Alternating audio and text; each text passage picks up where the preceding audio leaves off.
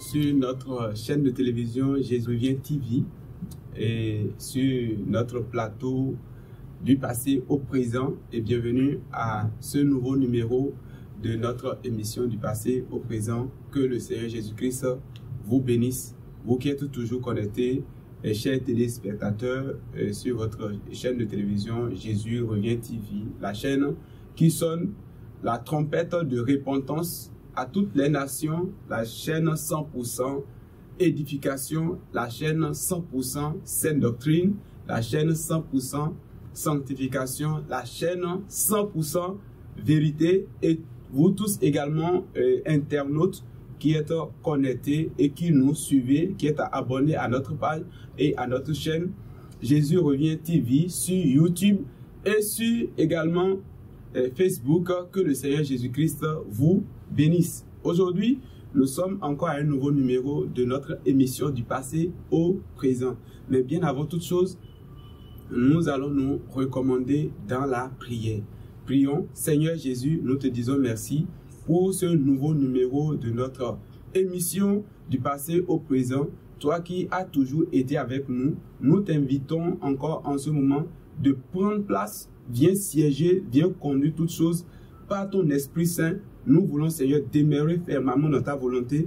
Conduis-nous dans les moindres détails, Seigneur, de ce programme-ci, de cette émission, du début jusqu'à la fin. Sois le maître de la science. Saint-Esprit, donne-nous les mots justes, oui, à la place qu'il faut. Et rappelle-nous, Seigneur Jésus, notre passé, afin que nous puissions le rapporter pour pouvoir dénoncer les yeux des ténèbres, pour édifier ton peuple, pour que les bien-aimés qui vont suivre ce témoignage, n'importe où ils vont l'allumer, que ta lumière se saisisse d'eux et qu'elle les éclaire au nom puissant de Jésus-Christ de Nazareth, que les voiles soient déchirés, que les cœurs soient touchés et que les âmes soient sauvées pour la gloire de ton Saint-Nom. Je prie que toute personne ou bien toute maison dans laquelle ce témoignage sera joué, Seigneur Jésus, que ton Saint-Esprit descende, qu'il les édifie, qu'il les éclaire, qu'il les délivre au nom puissant de Jésus-Christ de Nazareth. Soyez bénis et restez toujours connectés du début jusqu'à la fin.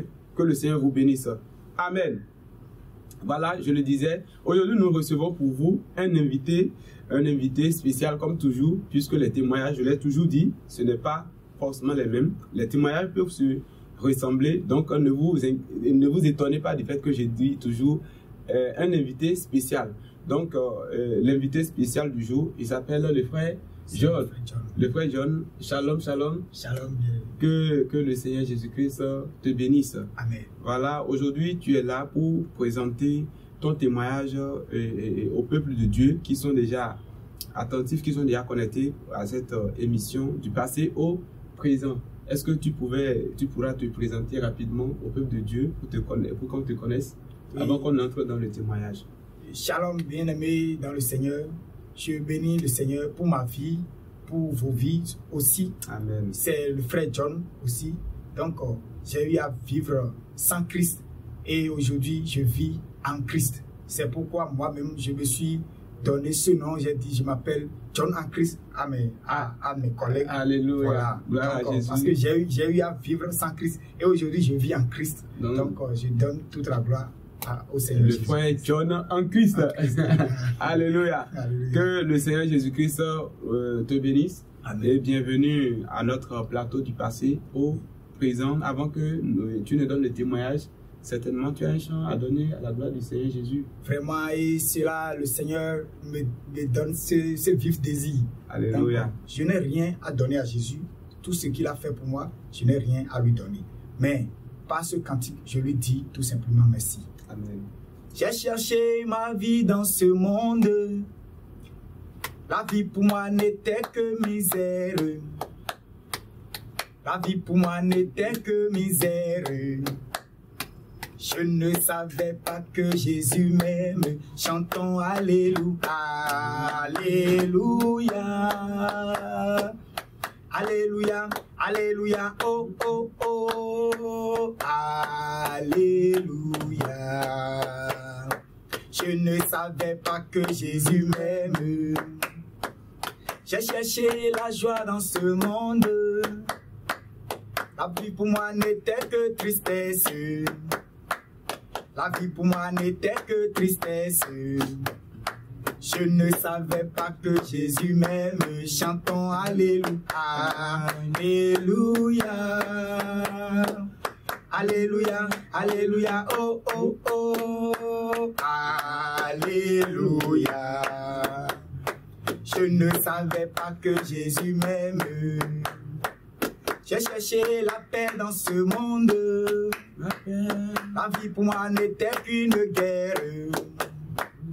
La vie pour moi n'était qu'une guerre. Je ne savais pas que Jésus m'aime. Chantons Alléluia, Alléluia.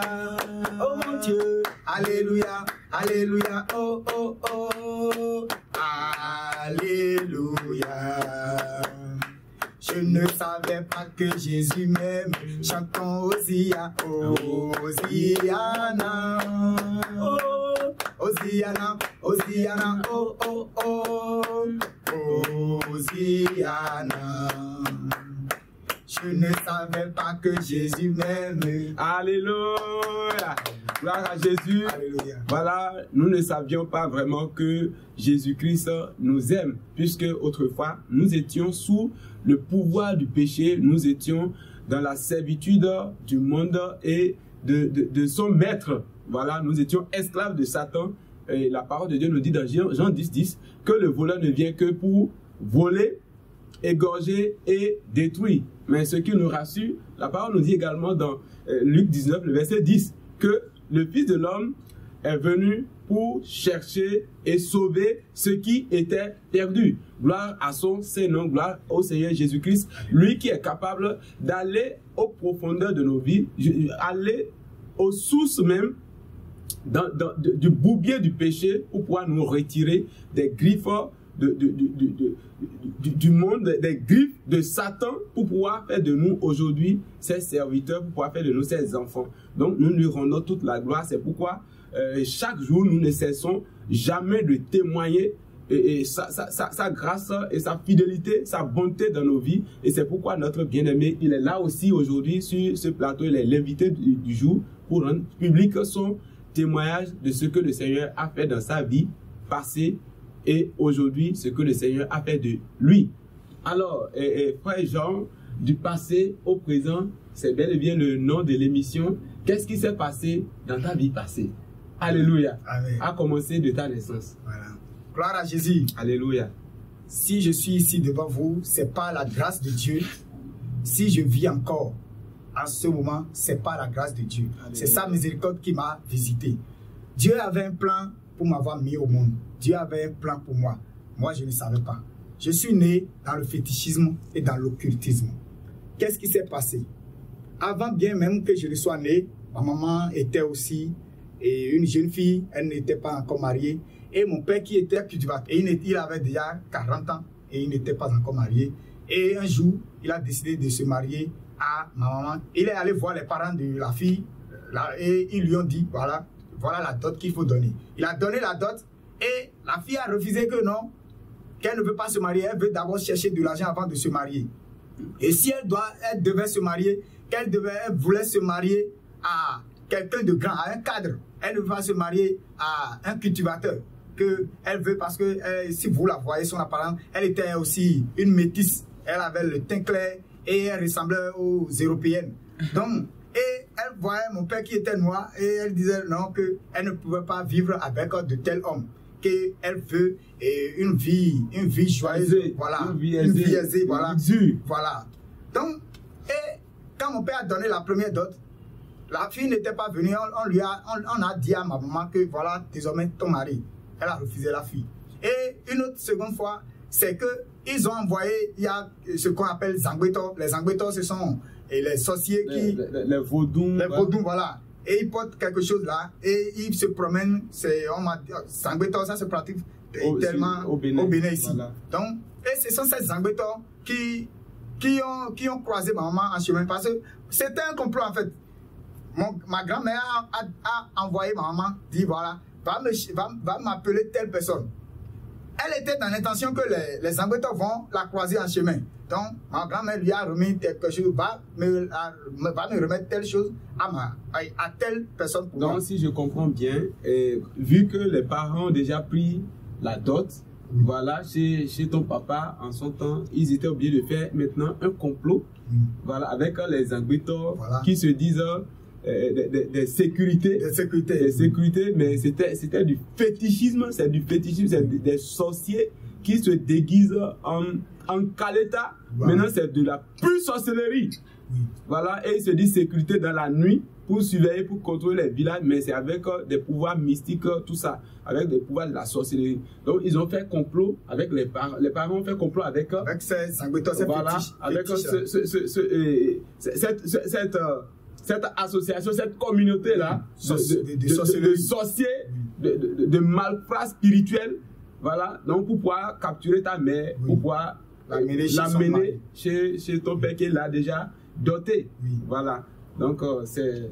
Donc, et quand ma grand-mère a remis le truc à ma maman, et maman était en chemin, on lui a dit que voilà, j'ai déjà envoyé la fille, elle est déjà en chemin, et les Zangbeto sont déjà au courant. Et c'est quand ma maman s'est trouvée en plein chemin pour aller voir celui chez qui on lui a envoyé, que les Zangbeto ont quitté la brousse. Parce que c'est dans un village et c'est rempli de brousse. Donc ils ont quitté la brousse. Ils sont venus maintenant chercher pour capturer ma maman. Et maintenant, maman, elle courait. Quand elle a vu les Zangbeto, les Zangbeto disaient attends ici, ah, toi tu es une femme. Une femme ne découvre pas les secrets des Zangbeto. Que si jamais une femme découvre les secrets des Zangbeto, qu'elle doit être mise à mort. C'est là ils ont envoyé des jeunes gens. Les jeunes gens sont venus prendre ma maman et ils sont allés déposer ma maman chez mon père. C'est comme ça elle s'est mariée. C'est comme ça. Donc un mariage forcé. Un mariage forcé, voilà. Donc, et elle a accepté ça comme ça. Et elle a commencé par vivre dans le foyer. Maintenant, plusieurs fois, elle a eu des fausses couches. Et un jour, elle a eu sa première fille, son aînée. Oui. Et son aînée était à l'âge de 2 ans ou 3 ans par là. Ah, et bon, puisque l'intérieur était chaud, parce que c'est dans une case, on dormait dans une case, la case était l'intérieur était un peu chaud. Et ils ont ramené leur natte dehors pour avoir de l'air. C'est là, la fille dormait à côté de sa maman. Et il y a un cochon qui a quitté la brousse et qui est venu chercher l'enfant. Un cochon? Un cochon, un animal, un pousseau. Le porc. Voilà, le porc, voilà. Et un gros porc, un gros porc géant qui est venu chercher la fille. Et maman qui dormait, l'esprit l'a réveillé et dit voilà, réveille-toi. Quand il s'est réveillé, elle n'a pas vu sa fille. Ah, elle a tourné le visage et quand elle a levé son visage, elle a vu que voilà, le porc a pris son enfant en train de courir. C'est là qu'elle s'est levée, elle a commencé à pourchasser le cochon là. Donc, quand le cochon voyait que la vitesse de ma maman dépassait sa vitesse, c'est là, il a lâché l'enfant et l'enfant est tombé. Le cochon a encore rentré dans la brousse et ma maman a cherché sa fille. Depuis ce jour, la fille n'était plus dans son bon état. La fille a changé. La fille qui était calme, docile, a changé de mode. Et elle est toujours agitée et elle vole. Elle parle de manière... Elle est devenue agitée. Voilà, elle devient agitée, violente. Les mauvais caractères qu'on peut apparaître en elle. À cause de ce cochon qui est venu la voler à côté de sa maman. Vous voyez, est-ce que ça là maintenant c'est naturel, c'est normal? C'est un cochon mystique. C'est un sorcier qui est venu certainement déguiser en cochon, un animal qui est venu prendre l'enfant. Et ça se passe dans ce monde d'aujourd'hui. Beaucoup de fois, oui, ces choses se passent. Voilà, on continue le témoignage. Donc, quand ma mère a eu encore sa deuxième fille, la cadette. Donc, la cadette, un jour, la cadette était tombée malade et elle avait le ventre ballonné. Et mon père, qui était il était aussi un cadre dans l'église du christianisme, parce que c'est dans l'église du christianisme que nous sommes nés. Et mon père était chanteur, un grand chanteur, maître de chœur dans l'église de Christiani Céleste. Donc, un jour, pendant que la cadette, ma soeur était dans les douleurs, elle avait le ventre ballonné et elle souffrait beaucoup. C'est en ce moment que mon papa a dit je vais rapidement à la répétition. Et mon papa a dit, et ma maman a dit, comment tu vas laisser la fille et partir à la répétition? Comment? Non, moi, tu me laisses la fille. Et c'est là mon papa a dit, je ne suis pas médecin, même si je restais à la maison, je manquais d'aller à la répétition, même si je restais à la maison, je ne suis pas médecin pour la guérir. Donc maintenant, je vais m'asseoir à la maison et regarder la fille, elle sera guérie, c'est ça. Voilà qu'on a déjà tout essayé, ça n'a pas marché. Donc moi, je m'apprête pour aller à la répétition. C'est là, mon papa a commencé par se vêtir pour aller à la répétition. Ma maman, quand elle a eu cette réponse de mon papa, elle est allée écraser le piment et elle a mis de l'eau sur ça. Et elle est restée au seuil de la porte. Elle savait que mon père allait sortir de la case et quelque chose va se passer. C'est là quand mon père voulait sortir, elle lui disait à madame, doucement, je vais passer. Elle a sorti le piment avec l'eau mélangée. Elle a versé ça au visage. Et mon père, cela a commencé par irriter mon père, cela a commencé par le tourmenter. Et c'est là mon père commence à tâtonner. Et il a dit, ouais. Je n'arrive pas à comprendre. Elle a écrasé le piment vrai ou bien? Elle a écrasé le piment naturellement, le piment est rouge là. Et elle a écrasé. Et elle n'a pas écrasé, elle a écrasé, c'est que juste pour faire du mal à mon papa. Elle a mis de l'eau sur ça là. Quand elle va verser ça sur le corps de quelqu'un, sa peau va commencer à s'irriter. Donc, elle n'a pas versé ça sur son pied, elle n'a pas versé ça sur ses mains, mais elle a versé ça sur le visage. Donc, vous voyez, peuple de Dieu, la méchanceté, et c'est une femme qui fait ça à son propre mari. Toi qui as ces caractères de violence pour pouvoir violenter ton mari quand tu lui demandes quelque chose, il faut arrêter ça. Ton mari n'est pas ton esclave, il n'est pas ton Benjamin, il n'est pas, tu ne l'as pas acheté.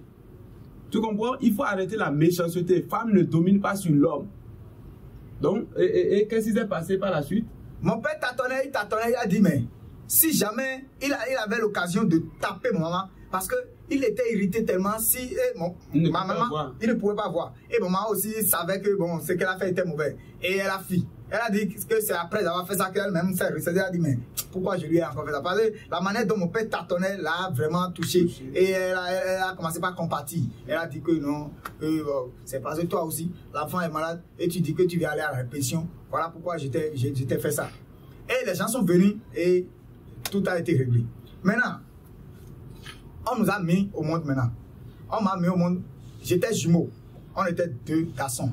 Et ma maman nous a mis au monde. Quand elle nous a mis au monde, les gens sont venus lui souhaiter que tu es la bienheureuse. Hein. Vraiment, tu as eu 2 garçons jumeaux. Vraiment, que tu es la bienheureuse. Hein.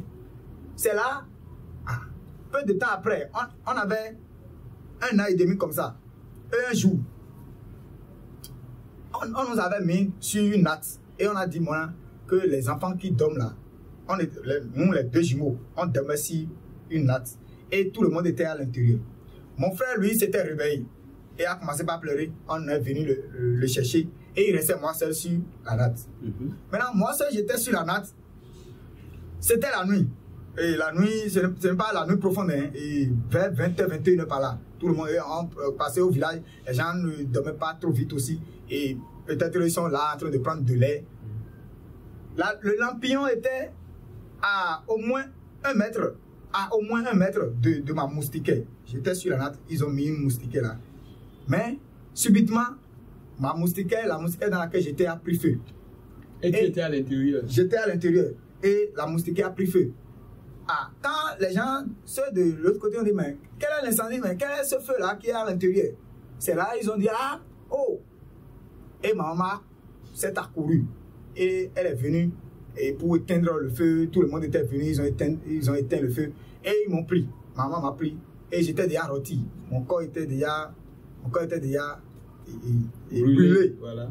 C'est là maman m'a pris et ils nous ont amené à l'hôpital. Et ils m'ont traité, ils m'ont dit que de ne pas me laisser, que de prendre soin de moi. Maintenant, j'étais sous ce traitement. Et les maladies ont commencé encore. Ah, on tombait malade, c'est là notre grand-père, le père de mon papa. Il a dit, la manière dont tes enfants, le père de mon papa est un haut dignitaire de christianisme céleste. Il était trompettiste. Il est aussi dans la chorale, il était trompettiste. Mais il a dit, la manière dont les jumeaux tombent malades là, et tes enfants tombent malades là, il faut qu'on cherche une solution. Et mon père a dit vraiment, s'il peut trouver une solution, que ce serait bon. Que même s'il faut trouver aussi des solutions pour que les enfants ne tombent plus malades. C'est là, mon grand-père là, il est haut dignitaire de l'église, hein, mais il fait aussi les choses des sorciers là. Et le fétichisme. Le fétichisme, oui. Et dans l'église, quelqu'un qui est haut dignitaire dans l'église, vous entendez ça, peuple de Dieu, est-ce que vous trouvez ça normal? Une église qu'on appelle christianisme céleste. Alors que ce n'est pas vraiment céleste, c'est christianisme naturel, terrestre et égaré. Oui. Vous voyez, on mélange à la fois la parole de Dieu avec les bois taillés, les idoles. Alors qu'en réalité, la parole de Dieu nous dit il n'y a rien, il n'y a pas de lien entre les ténèbres et la lumière. Voilà. Et qu'est-ce qu'il a fait concrètement? Il a dit d'amener tous les enfants. C'est là où on nous a amené, mes parents nous ont amenés. Nous sommes au total 4. Ils nous ont amenés. Et c'est là ils nous ont cicatrisé la joue. Vous allez remarquer que j'ai des cicatrices ici. Ils ont dit que mon grand-père qui est haut dignitaire là, il a dit à mes parents que c'est le serpent familial qui nous dérange.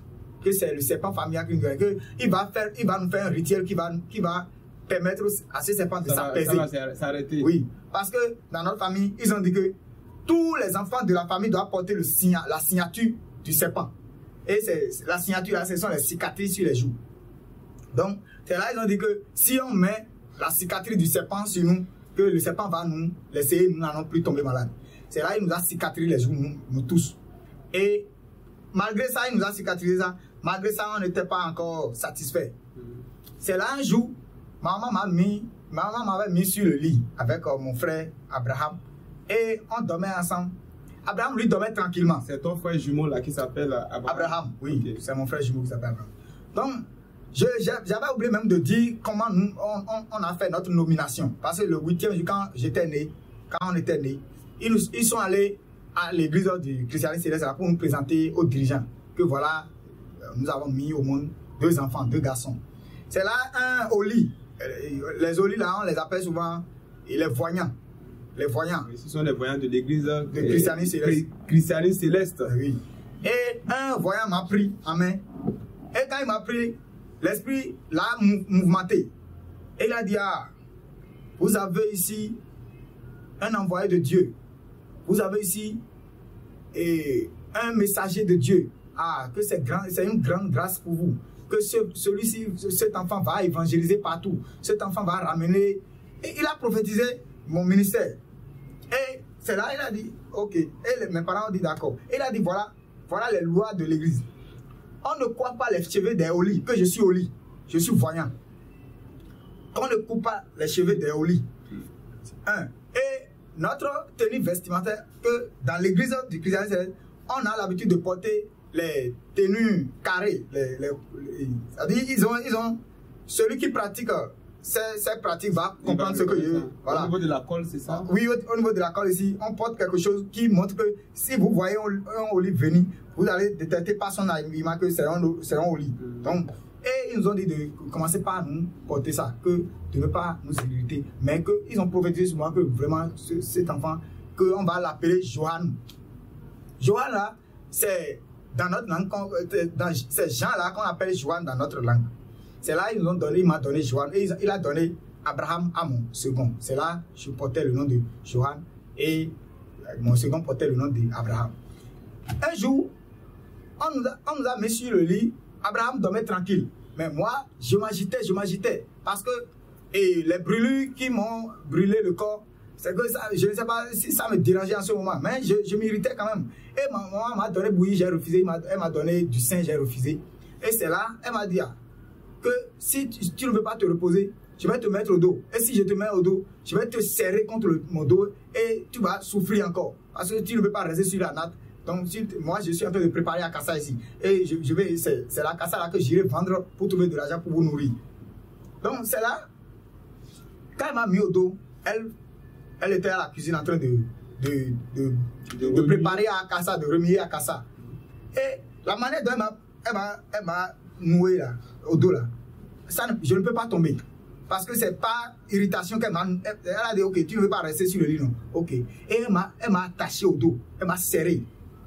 Maintenant, elle remuait à cassa. Et subitement, il y avait des bassines gâtées là, qui étaient un peu tranchants. Des bassines gâtées par terre. Derrière elle.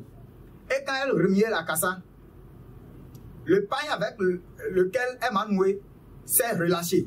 Et j'ai fait acrobatie, je suis tombé sur les bassines. Et c'est là mon nez est blessé.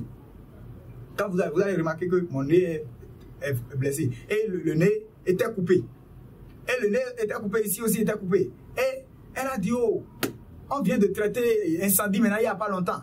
Et maintenant, l'enfant tombe encore dans une bassine maintenant et le nez est encore coupé. C'est là le sang jaillissait beaucoup. Le sang coulait à flot. Et elle a dit, mais on va traiter ça par où? C'est là, mon papa, lui, elle m'a dit que mon papa, là, ne pense même à rien. Même si son enfant meurt à côté de lui, il est négligent. Même si son enfant meurt à côté de lui, même si son enfant souffre à côté de lui, que lui, il ne prend pas ça au sérieux. Il ne prend rien au sérieux. Donc, c'est là, ils m'ont amené à l'hôpital. Les docteurs disent qu'ils vont coudre le nez. Parce que le nez était coupé et vous allez voir que vraiment que c'est coupé. Et c'est là, ils ont cousu. Les docteurs ont cousu mon nez. Et c'est là que j'ai survécu. Et un jour, mon père dormait à l'intérieur de sa chambre. Nous tous on dormait. Il était cultivateur, comme vous le savez. Maintenant, à minuit, il s'est levé précipitamment. Ah, qui veut aller au champ? Ah, il a dit, madame. À minuit. À minuit, la nuit profonde. Et il a dit à maman qu'il veut aller cultiver son champ. Il veut aller voir l'état de son champ. C'est là maman a dit, depuis quand ça a commencé? Tu n'avais pas l'habitude, cette habitude, tu n'avais pas l'habitude d'aller au champ et aller là. C'est là il a dit que non, que son esprit lui dit quelque chose, qu'il doit aller là-bas. Il dormait, il s'est réveillé. Oui, il dormait normalement et il s'est réveillé précipitamment, qu'il veut aller explorer son champ, qu'il veut aller voir l'état des lieux. Est-ce qu'il a l'habitude d'aller comme ça à de pareilles heures? Non, il n'avait pas l'habitude d'aller. S'il doit aller, c'est à 7h, 8h qu'il a l'habitude, ou bien 6h, voilà. Mais à minuit, il s'est levé et il a dit qu'il voulait aller. Et ma maman a dit, jamais. Maman a refusé et il s'est encore couché. Il s'est encore levé à minuit et quelqu'un, il s'est encore levé. C'est là maman a signalé ça à ceux les voisins. Voilà, dans le voisinage. Voilà. Mon mari n'a pas cette habitude, mais venez voir, il est en train de dire quelque chose, il va aller au champ. Les voisins l'ont réprimandé. Comment toi-même tu vas dire, tu vas aller faire quoi aller là? D'ailleurs, même il n'y a pas de lumière là-bas. Il a dit non, il va garder l'empillon. C'est là, on lui a réprimandé et il s'est couché. Quand il s'est couché, à 1h, il s'est levé, il a dit ça là, que personne ne va l'arrêter. Que c'est lui, il est responsable de tous ces actes. Et là, il s'est levé, il a ouvert la porte, il est parti. Et maman n'a plus rien dit. Parce que si maman a cette habitude, quand elle te réprimande 2 fois et tu ne veux pas, elle se tait. Donc, il est parti. Quand il est parti, c'est là, et il y a eu un tourbillon qui l'a tué dans son champ. Comment? Un tourbillon? Et une tempête. Oui. Et il était allé au champ. Oui. Maintenant, il voulait aller prendre de l'eau au marigot. Parce qu'il y a un marigot là où tous les cultivateurs vont puiser de l'eau dans leur arrosoir pour arroser. Donc, il était au bord du marigot quand le vent et un tourbillon, une tempête l'a tué. Je ne sais pas comment, mais c'est après les recherches mystiques qu'ils ont dit que voilà. Et il est tombé à côté de l'eau bien. Voilà. Quand il voulait tomber, j'ai l'impression que c'est que le vent, je ne sais pas la densité de ce vent, mais le vent l'a plongé, sa tête est plongée dans la boue, dans le marigot. Et ce sont ces 2 pieds qui sont en haut, en l'air. Vous pouvez comprendre par là déjà que c'est un appel pour pouvoir le sacrifier. Ils l'ont appelé juste pendant le sommeil. Il dormait paisiblement et voilà la sorcellerie, c'est les yeux de la sorcellerie. Voilà, ils l'ont appelé pour le tuer, pour le finir. Toi qui suis ce message, tu es en train de suivre ce témoignage en ce moment, il faut donner ta vie à Jésus. Si tu ne donnes pas ta vie à Jésus, la sorcellerie, lui, eux autres, toi tu vois que tu es humain, mais eux autres, ils voient que c'est la viande. Celui-là, maintenant, quand le moment va venir, on aura besoin de manger la viande, la chair humaine. Ils vont juste appeler, voilà, ils vont t'appeler pour aller te sacrifier. Voilà comment ils l'ont appelé pendant qu'il dort. Voilà comment un homme censé, la nuit profonde, à 1 heure, un homme normal, à 1 heure, pendant que tout le monde dormait, hein, la nuit profonde, tu te lèves maintenant pour dire que tu vas aller au champ pour aller cultiver. Vous avez jamais vu quelqu'un qui cultive et qui sème, qui va pour explorer son champ à 1 heure, s'il est vraiment normal pendant que les gens dorment. Si ce n'est pas à ces heures-ci là que la sorcellerie opère, à partir de 0 heure, c'est à 0 heure tu as dit, oui. À partir de 0 heure, quand ils l'ont appelé par leur pouvoir pour pouvoir le capturer, pour le plonger dans l'eau, pour noyer sa tête. Vous voyez, regardez la position qu'il a adoptée pour pouvoir mourir. On le renverse, on l'a renversé pour pouvoir vraiment l'achever, pour le finir. C'est la sorcellerie. Si tu ne donnes pas ta vie à Jésus, c'est comme ça la sorcellerie te voit. Il sait que lui là, c'est notre nourriture. Quand ils ont besoin, ils vont te finir. Oui, et quand il s'est passé par la suite? Et quand il est mort, 3 jours, il n'est pas venu à la maison. C'est là, ça a commencé par, cela a suscité des inquiétudes dans le cœur de ma maman. Et ma maman a dit que vraiment, elle ira explorer le champ pour voir son mari. Oui. Or, les autres cultivateurs étaient déjà venus voir le corps de mon père. Et ils ont dit, ah, si cette dame apprend que son mari est décédé, comment elle va faire? C'est là, ils sont allés voir les parents, les parents pour venir chercher le corps de mon père. Et ma maman a dit aux voisins que mon mari est sorti maintenant depuis la nuit là, mais jusqu'à présent il n'est pas revenu. C'est là, les gens ont dit, ah, ton mari, alors là il faut que tu ailles le voir. Et un jour, le 3e jour, après son départ de la maison, le 3e jour, ils sont venus avec son corps, le corps de mon papa, décédé. 3 jours après. 3 jours après. Et ils ne voulaient pas que mon père, ma maman le sache. Et ils ont apporté, ils ont dit, renvoyez tout le monde à l'intérieur. Dites à tout le monde de rentrer, que personne ne sorte. Et effectivement, ils ont enterré mon papa. Ils l'ont enterré. Donc, quand ils l'ont enterré, les gens disent que voilà, ma maman doit prendre quelqu'un dans la famille comme mari, que voilà que l'autre est décédé. Et c'est là, cela a suscité des problèmes. Et ils ont commencé par lui lancer des traits, des sorts. Et maman était tellement embrouillée, elle était dans la confusion, dans les douleurs. Nous-mêmes, on tombait malade, tout le monde. Et c'est là, elle a dit qu'elle ira invoquer le défunt. Elle ira demander comment elle va faire, quel est le chemin qu'elle va emprunter. Oui. Elle était allée voir ceux qui invoquent les morts. Oui. Et c'est là, ceux qui invoquent les morts, ils ont appelé l'esprit de mon papa. Et ils n'ont pas vu l'esprit, mais ils entendaient la voix. Et la voix disait, ne n'amène pas mes enfants dans ma famille, mais amène-les dans ta famille. Si tu ne peux pas les garder, amène-les. C'est que ils sont 5, non? Amène-les. Il faut les partager à tes parents. Il ne faut pas les partager dans la famille paternelle. Et elle a dit, ok, elle a compris. C'est là, elle a pris, et elle m'a pris moi, et Abraham, mon jumeau. Oui. Et elle nous a amenés au Nigeria. Elle a dit à son frère, notre oncle, que voilà, de lui garder ces 2 jumeaux-là, que elle-même va se charger des 3 autres. On était venu au Nigeria. Moi, je pensais que, parce qu'il y avait déjà 2 ans, 3 ans avant de venir au Nigeria, je pensais que je n'avais pas bien la connaissance. Je pensais que c'est mon oncle là qui est mon père. Et quand j'ai eu 10 ans, un jour, un étranger était venu, il a dit à l'étranger que voilà, tu vois, ces jumeaux-là, le père, hein, tu vois, il est mort d'une mort tragique. Il est mort subitement. Et mon oncle a l'habitude de narrer l'histoire aux étrangers, à ses amis. Et j'étais à l'écoute, je suivais. J'ai dit, ah donc, lui n'est pas mon père. C'est depuis là que j'ai commencé par développer une autre mentalité. Parce que sinon, je pensais qu'il était mon père.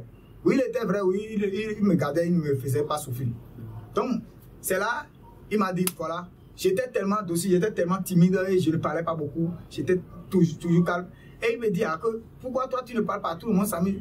Et c'est vrai, j'ai dit, ah donc, vous n'étiez pas mon père, vous n'étiez pas mes parents. Moi, je pensais que vous étiez mes parents. C'est là je ne me sentais pas. J'ai dit, où sont mes parents? Ah, on m'a dit que mon père est décédé. Où est ma maman? Un jour, quelqu'un est venu la nuit. Et la personne a tapé à la porte. Et c'était ma maman, moi je ne savais pas. La personne est venue, une très belle femme. Elle était comme les Européennes. Ah, moi je n'ai jamais connu ma maman. Et c'est là, la personne est venue, la personne a dit, ah, hey, Johan, où est Johan? Et j'ai dit, mais comment elle a pu me connaître mon nom?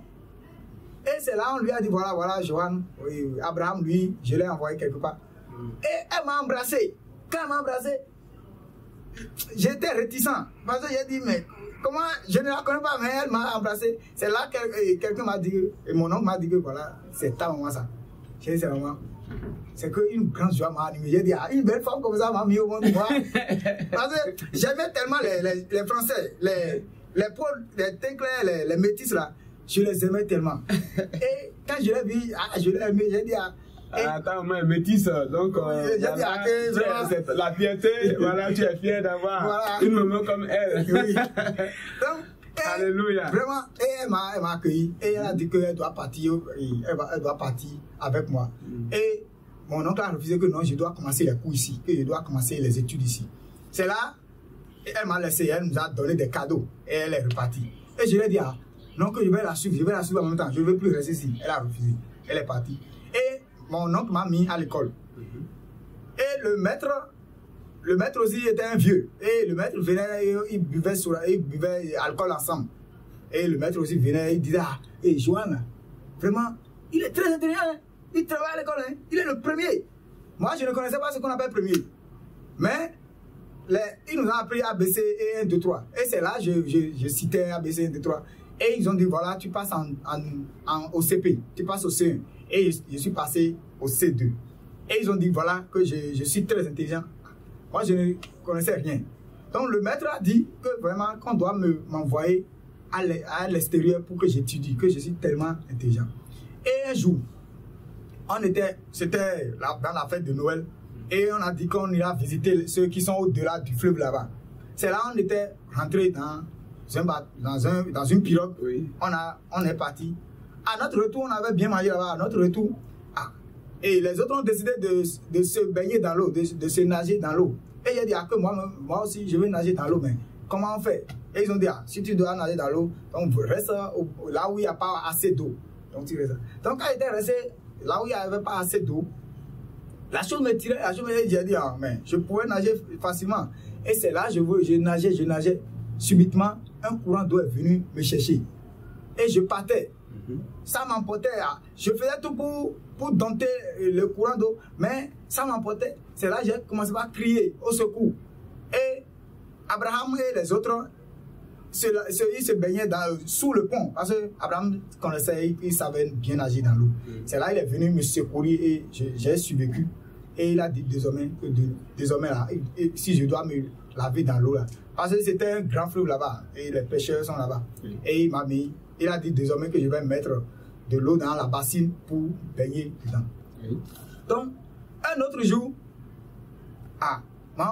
mon oncle m'a appelé, il a dit désormais, je n'ai pas assez d'argent pour que tu continues les études. Tu vas apprendre chose là, non? Et tu vas apprendre moulin. J'ai dit oui, je vais apprendre moulin, oui. Et il a dit d'accord, qu'on va chercher quelqu'un, il va apprendre moulin. C'est là, j'ai commencé les vols domestiques. J'ai commencé par voler petit à petit. Un jour, je voulais voler poisson dans la casserole. Et j'ai vu que mon oncle était sorti et sa femme aussi était dehors. Et on m'avait envoyé chercher quelque chose à l'intérieur, dans la cuisine. Arrivé dans la cuisine, quand j'ai ouvert la casserole, je voulais prendre un poisson. Je voulais manger ça avec douceur. Je voulais manger ça doucement jusqu'à finir le poisson. Maintenant, subitement, j'ai vu que la femme de mon oncle arrive. Elle rentrait, oui, venait, elle venait. J'ai dit, ah. Et j'ai mis tout le poisson dans la bouche. Et j'ai dit, si, oh, c'était tête de poisson, hein. Tête de poisson qui est remplie d'os. Des os. Oui. Voilà. Et j'ai dit, je dois d'abord écraser ça d'abord avant d'avaler, ou bien je vais trier les os et manger le reste. Et déjà, la femme de mon oncle est apparue. Elle a dit, toi tu veux quoi là? J'ai dit non. J'avais la tête de poisson dans ma bouche et j'ai dit non. Quand elle a dit non, elle a dit, donc tu ne veux rien, ouvre la bouche. Et c'est là j'ai avalé la tête. Ce qui s'est passé ce jour-là, j'allais mourir. Parce que j'ai avalé le poisson avec les os, comme ça, je l'ai avalé. Et elle a dit, ouvre ta bouche. Et quand j'ai ouvert la bouche, elle a dit, ah, tu n'as rien mangé. Et qu'est-ce qui brille sur tes lèvres ici? Elle a dit, non, rien. Oh, les os ont déjà bloqué ma gorge, je ne pouvais pas. C'est là, dans la douche, j'ai commencé par, j'ai dit, comment il va faire pour ressortir la tête de... Parce que ça m'a serré la gorge tellement.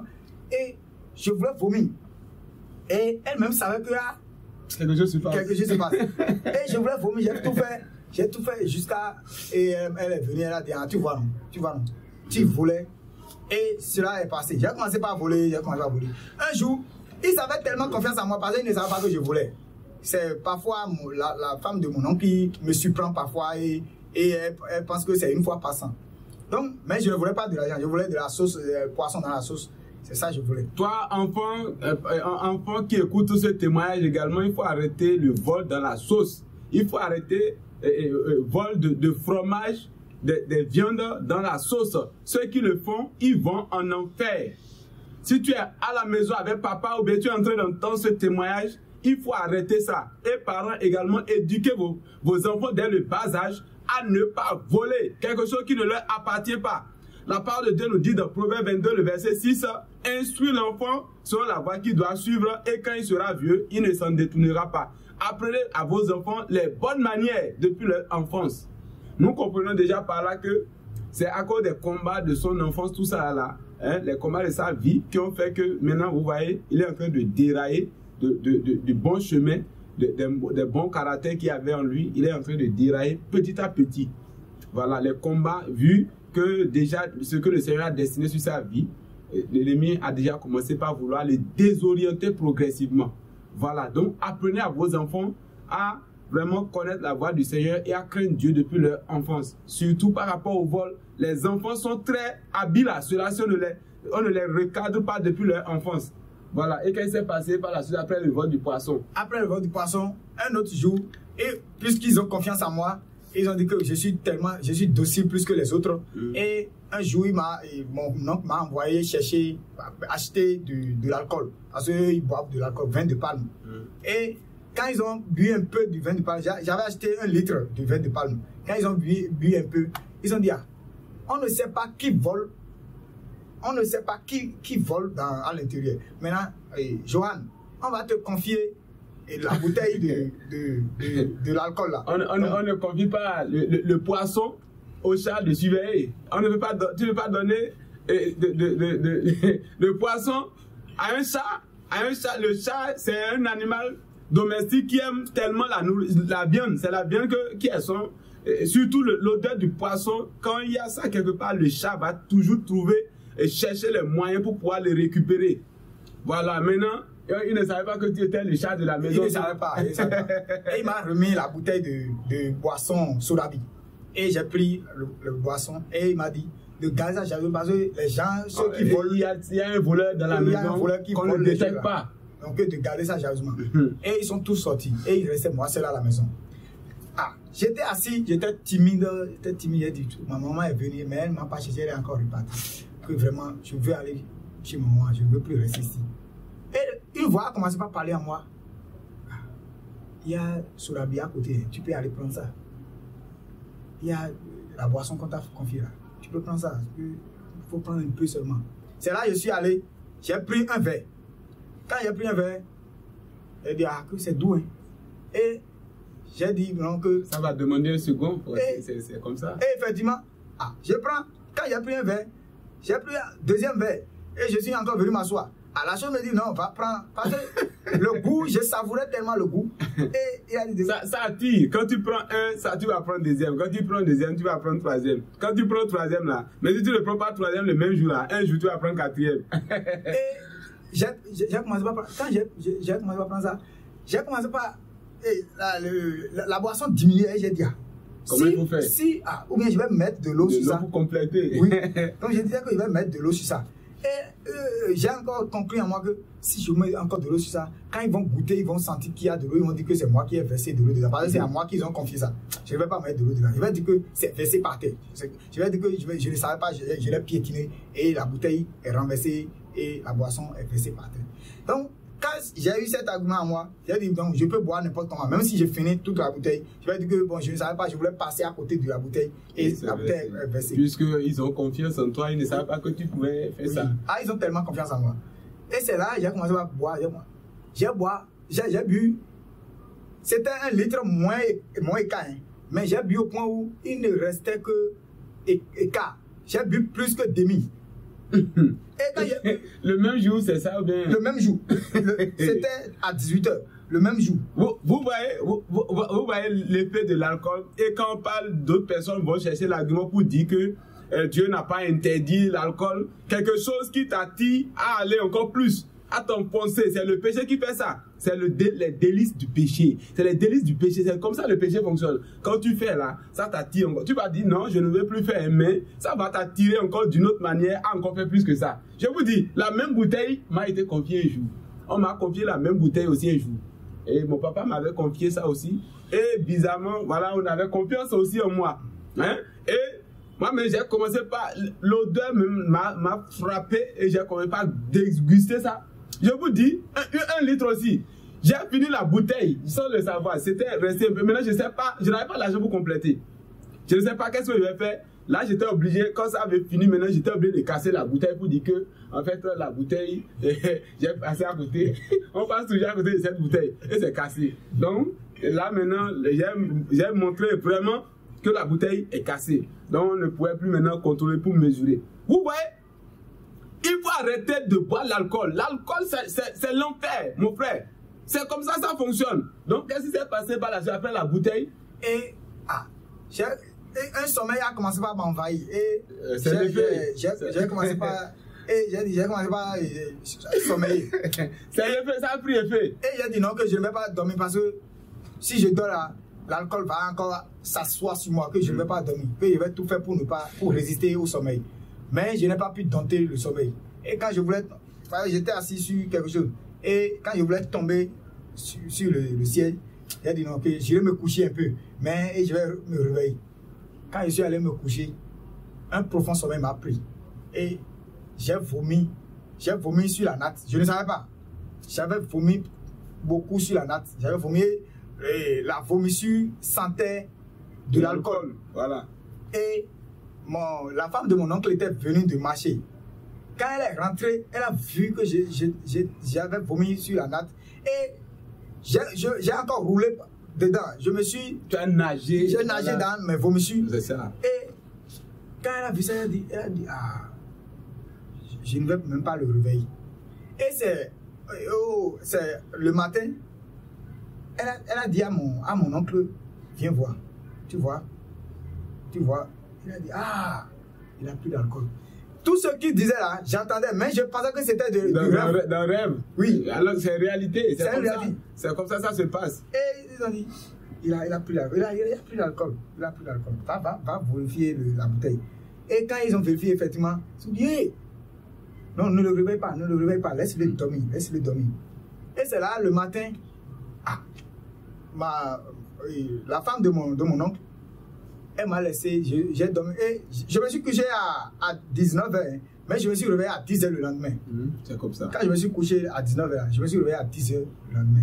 Et je me suis lavé proprement. Et la femme de mon oncle a dit, tu vas manger? J'ai dit oui. Elle a dit d'accord. Elle est allée chercher un gros bâton. Elle a dit, tu vas manger, non? Qu'est-ce qui s'est passé hier? Et c'est là que je lui ai dit que vraiment, non, je n'ai pas bu d'alcool, c'est versé par terre. Elle a dit, mais les preuves sont tangibles comme ça. Les preuves, tu as vomi tout. Quand tu t'es réveillé là, tu ne t'es pas regardé. J'ai dit, oui, je me suis regardé. Elle a dit, tu t'es regardé. Et c'est là qu'il m'a tapé proprement.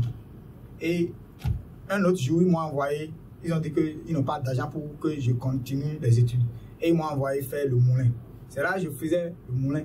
Et au moulin là-bas, on volait, mon patron même, il n'a jamais acheté maïs. C'est à base des maïs des gens qu'on mangeait. Alors, il avait 2 femmes.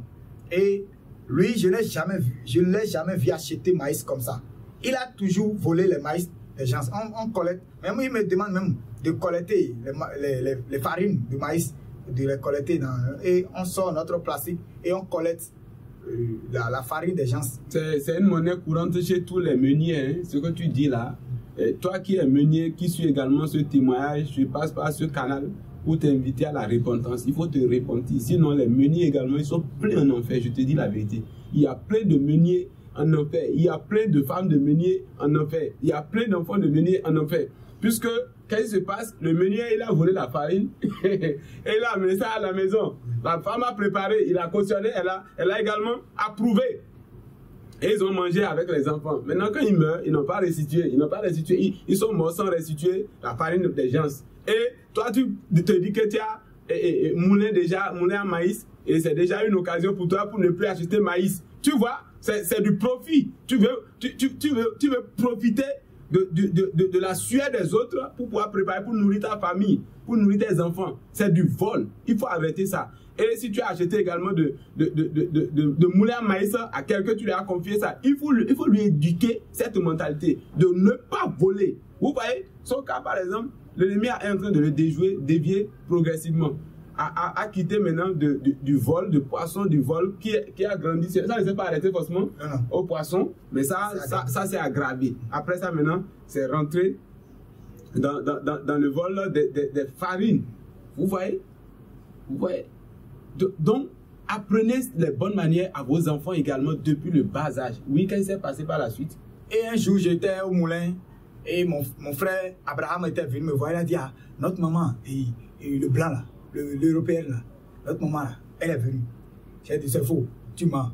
Elle a dit, je te jure. Parce qu'on avait l'habitude de jurer, je te jure.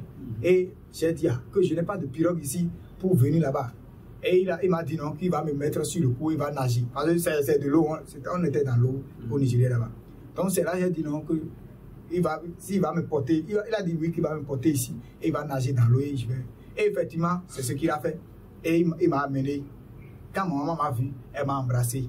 Elle a dit que oui, on doit partir. Oui. Et c'est là, mon oncle a dit non, que de nous laisser que le moulin aussi, tous ceux qui vont, que je peux gagner ma vie par le moulin, que de me laisser. Maman a dit que je veux que mes enfants deviennent des cadres, des intellectuels. Et elle nous a amenés au Bénin.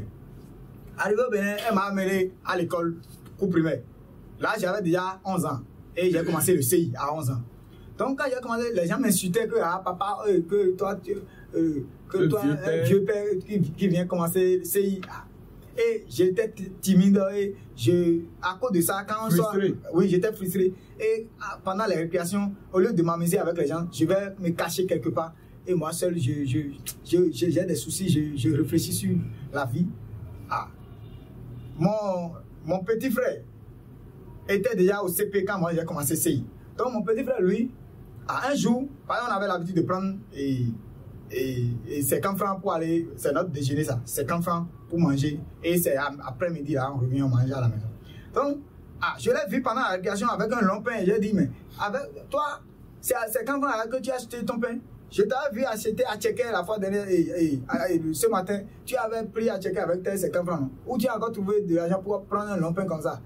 Non, le pain, ça dépassait 50 francs. Oui, c'est un gros pain garni de sandwich même. Et j'ai dit, mais comment tu as trouvé ça? Et il a dit non, qu'il a payé, qu'il avait vendu des batteries gâtées, les faits gâtés. Et c'est quand il a vendu ça, que c'est ça qu'il a procuré de l'argent et il a pris le pain. Et il a dit, ok, donne-moi ça, et il m'a donné. Un autre jour, je l'ai encore vu avec un gros pain. Il a dit, ça là, tu ne peux pas me dire que tu as vendu batteries gâtées. Certainement, tu as volé l'argent de maman. Non, il est rentré dans le réseau des gros pains et toi, tu... Moi, pendant la récréation, j'étais affamé. Oui. Et j'ai dit... Tu n'as pas encore découvert le réseau. Je n'avais pas découvert ce réseau. Et c'est un mauvais réseau, je vous dis la vérité. Le réseau des gros pains. C'est un mauvais réseau. Et quand je l'ai vu, j'ai dit non. Dis-moi, tu voles l'argent de maman. je vais te dénoncer. C'est là, il a dit, si je te dis la vérité, jure-moi que tu ne vas pas dévoiler ça. Il a dit, dis-moi la vérité. Et c'est là, il m'a dit, tu sais que moi, j'étais déjà ici avant que tu ne commences ici. Donc, c'est notre réseau ici. Donc, il était venu au Bénin avant toi, c'est ça? Lui, il n'est pas venu au Nigeria. C'est moi, Abraham et moi seuls qui sommes au Nigeria. Et lui, notre petit frère là, il est resté avec notre maman ici au Bénin. Okay. Donc, puisqu'il était au Bénin ici, ma maman l'a mis à l'école au CI. Très tôt. Et très tôt, voilà. Et c'est quand lui passait au CP que notre maman est venue nous chercher du Nigeria et nous on a commencé CI ici. Donc, et c'est là il a dit que voilà, nous on vole les vendeurs de cantine. Les vendeurs de là, on leur vole. Parce que si tu veux, vraiment, toi aussi si tu veux un gros pain aussi, c'est voilà le réseau. Et j'ai dit d'accord que moi-même je vais commencer. Et dis-moi comment ça se passe. Il a dit voilà, tu gardes n'importe quel argent, même tu peux garder 10 francs, 25 francs. Tu viens là, tu dis, ma plus, je veux du pain, je vais acheter du pain. Et la foule est là, en train de la déranger. Donc, toi, tu profites de la foule et parce qu'elle a déjà étalé tout le pain là. Les pains de 50 francs ont leur colonne ici. Les pains de 100 francs ont leur colonne, 200 ont leur colonne ici. Donc, si tu viens, tu dis, tu veux quel pain? 50 francs. Il te donne le pain 50 francs. Bon, toi, tu veux 100 francs. Il te donne. Donc, les pains sont déjà disponibles. Parce qu'elle n'attend pas la venue des élèves avant de couper le pain. Elle avait déjà tout mis là. Donc, j'ai dit, ok, d'accord. Donc, voilà la manière dont ça se passe. Arrivé là-bas, j'ai gardé 25 francs. J'ai dit, ma plus, je veux du pain. Et effectivement, la dame ne me regardait pas. La dame me regardait ailleurs. Et c'est là que j'ai pris du pain. Ah, quand j'ai pris le pain, j'ai vu qu'elle ne m'a pas vu. Et personne, parmi la foule, personne ne m'a détecté. Et je suis parti avec le pain. J'avais pris un pain de 100 francs. Et j'ai dit, ah, que vraiment ça marchait. Je suis allé derrière les classes, j'ai fini tout. J'ai dit, je ne veux pas que Sondé va me voir. Sondé, c'est mon petit frère qui m'a enseigné à voler là. Donc j'ai dit que je ne veux pas que Sondé... Tu avais déjà quelques semaines de vol aussi avant. Avant. Maintenant, il t'a initié dans le réseau de l'école pour les sandwichs. Voilà. Et c'est là que j'ai commencé à voler. Donc, j'ai dit non, que je suis fatigué de prendre les pains, que je veux maintenant attaquer les patates et gnamons, etc. Donc, un jour, j'étais là, j'ai dit je vais attaquer la dame qui vend patates là. Donc, je voulais aborder son étalage. Ah, j'ai vu que elle a attrapé un jeune homme là, en train de la gifler. Que, ah, toi, tu es un voleur. Quand elle a giflé, j'ai dit, mais le voleur, il a fait quoi Et c'est là, il dit, le jeune homme dit, ah, je vous ai remis 50 francs. Il pleurait. Il dit, mais je vous ai remis 50 francs. Je vais te gifler encore maintenant. Donc, quand j'ai vu la scène, j'ai dit, ah, je ne vais pas aborder. Et j'ai reculé. J'ai dit, je ne vais pas aborder son étalage. Qu'un jour, je vais encore l'aborder. Donc, encore un autre jour, je voulais voler pâté. Elle vend pâté, patate. Donc, j'ai dit, je vais voler pâté. Toute la foule était là. Et j'ai dit, voilà, je vais profiter de la foule pour voler patate. Et pour voler pâté là. Ah, je la vois encore attraper une fille. Et la fille disait, non, c'est mon argent, c'est moi qui vous ai remis 100 francs. Et elle a dit, quoi, je vais te gifler maintenant. Donc, elle attrape bien les voleurs. La manière dont elle attrape les voleurs là, ça m'étonne même. Parce que parmi elles sont près de 4 à 5 ans. Et personne n'attrape pas les voleurs. C'est elle seule qui attrape. C'est une vieille dame. Et c'est elle qui dit, toi tu es un vieil comme ça et tu arrives à détecter les voleurs. Donc c'est là, ça m'étonnait. Et j'ai dit non, qu'un jour, elle ne va pas savoir et je vais lui voler. Parce que je veux goûter à son... Et parfois, un jour, j'ai gardé 50 francs. Et j'ai dit, je vais voler, pâté là, je vais voler ça. Arrivé sur son étalage, j'ai dit, hey, je veux un pâté. Quand je mettais ma main comme ça, il a dit, oui, pâté combien? J'ai dit, oui, pâté 50 francs, pâté 50 francs. Et ton argent. Et c'est là, elle a pris l'argent. J'ai dit, oh, mon argent est parti. Ah, je ne voulais pas acheter pâté avec les 50 francs. Parce que j'ai dit que je vais mettre l'argent devant pour prendre le pâté. Et elle m'a eu. Donc, quand elle m'a eu, j'ai dit, oh, je ne voulais pas acheter pâté. Malin et demi. Tu voulais jouer au malin avec elle, mais elle est malin et demi plus que toi. Elle est plus malin que moi. Voilà. Et quand elle m'a eu comme ça, j'ai dit vraiment, non, le jour viendra où toi-même, tu vas. Elle fait semblant de dormir. Et quand elle fait semblant de dormir, quelqu'un l'approche, elle fait comme si c'est quelqu'un qui somnole. Et quand la personne vient comme ça, elle ouvre les yeux comme ça, tu veux quoi? Et la personne, non. Et si jamais quelqu'un ne garde pas l'argent pour venir voler, elle attrape les gens et elle les bastonne, elle les tape. Donc, c'est là que j'ai volé. Mais j'étais toujours premier de ma classe, du CI au CM2. Jusqu'à les gens nous donnaient des prix. Et il y avait un ami, une camarade, et l'autre, on lui donne de l'argent à la maison, mais elle ne bouffe pas. Elle garde de l'argent. Et elle est toujours calme à la classe. Elle ne mange pas pendant la récréation. Pendant la récréation, on le voit toujours cool. Maintenant, un jour, je suis venu, j'ai dit, je vais fouiller. Si je vois les bics, je vais voler. Je vois à droite, je vais voler. Je vois l'argent, je vais voler. Donc, quand j'ai abordé le sac de Foussena, c'était une camarade Foussena, j'ai abordé son sac. J'ai vu qu'il y avait beaucoup de pièces. 100 francs, 50 francs, 25 francs. Beaucoup. Et quand je suis venu, j'ai ramassé tout. Et je suis allé derrière l'écran, j'ai fouillé, j'ai compté, j'ai vu 800. Et dit, lui là, elle fait ton tir ou bien quoi? Ça là, moi je vais garder tout. Et elle m'a dit, oh s'il vous plaît, elle allait signaler aux maîtresses que, s'il vous plaît maîtresse, et j'ai perdu de l'argent dans mon sac. Ils ont dit, qui a abordé son sac? Il n'y a personne. Moi aussi, j'ai dit, personne. Hein. Et je l'ai volé plusieurs fois. Et c'est pour la première fois qu'elle a dénoncé, mais les autres fois, quand elle sent la disparition de son argent, elle ne dit plus rien. Et je ne l'ai jamais dénoncé que c'était moi. Donc, c'est là, les ardoises, je vole, ou bien on va sur le terrain de football et les gens volent mes chaussures. Et arrivé, quand tout le monde dépose chaussures là et on finit de jouer, chacun vient chercher sa chaussure. Je viens, je ne trouve pas ma chaussure.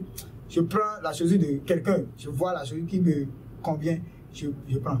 Donc, après l'étape alors de vol, parce qu'on a compris là que, vous voyez, il a volé dans toutes les dimensions, voilà, et il est rentré maintenant, il est devenu un professionnel de vol depuis le cours primaire, l'école primaire. Il cherche, maintenant il réfléchit chaque jour comment il va faire de nouvelles stratégies pour pouvoir voler. Vous voyez, depuis le bas âge, tandis que Dieu lui avait donné l'intelligence pour pouvoir le servir. C'est comme ça le monde. Le diable, il détourne rapidement les gens qui ont un appel sur leur vie. Maintenant, gloire soit rendue au Seigneur Jésus-Christ qui a quand même, par la suite des temps, le racheté. Après l'étape de vol, tout ça, qu'est-ce qui s'est passé encore de ta vie? Maintenant, et moi, je le connaissais, on parlait de moi, de la sexualité, on parlait à côté de moi de la sexualité, mais je n'avais aucune idée de ça. Je ne savais pas comment ça se faisait.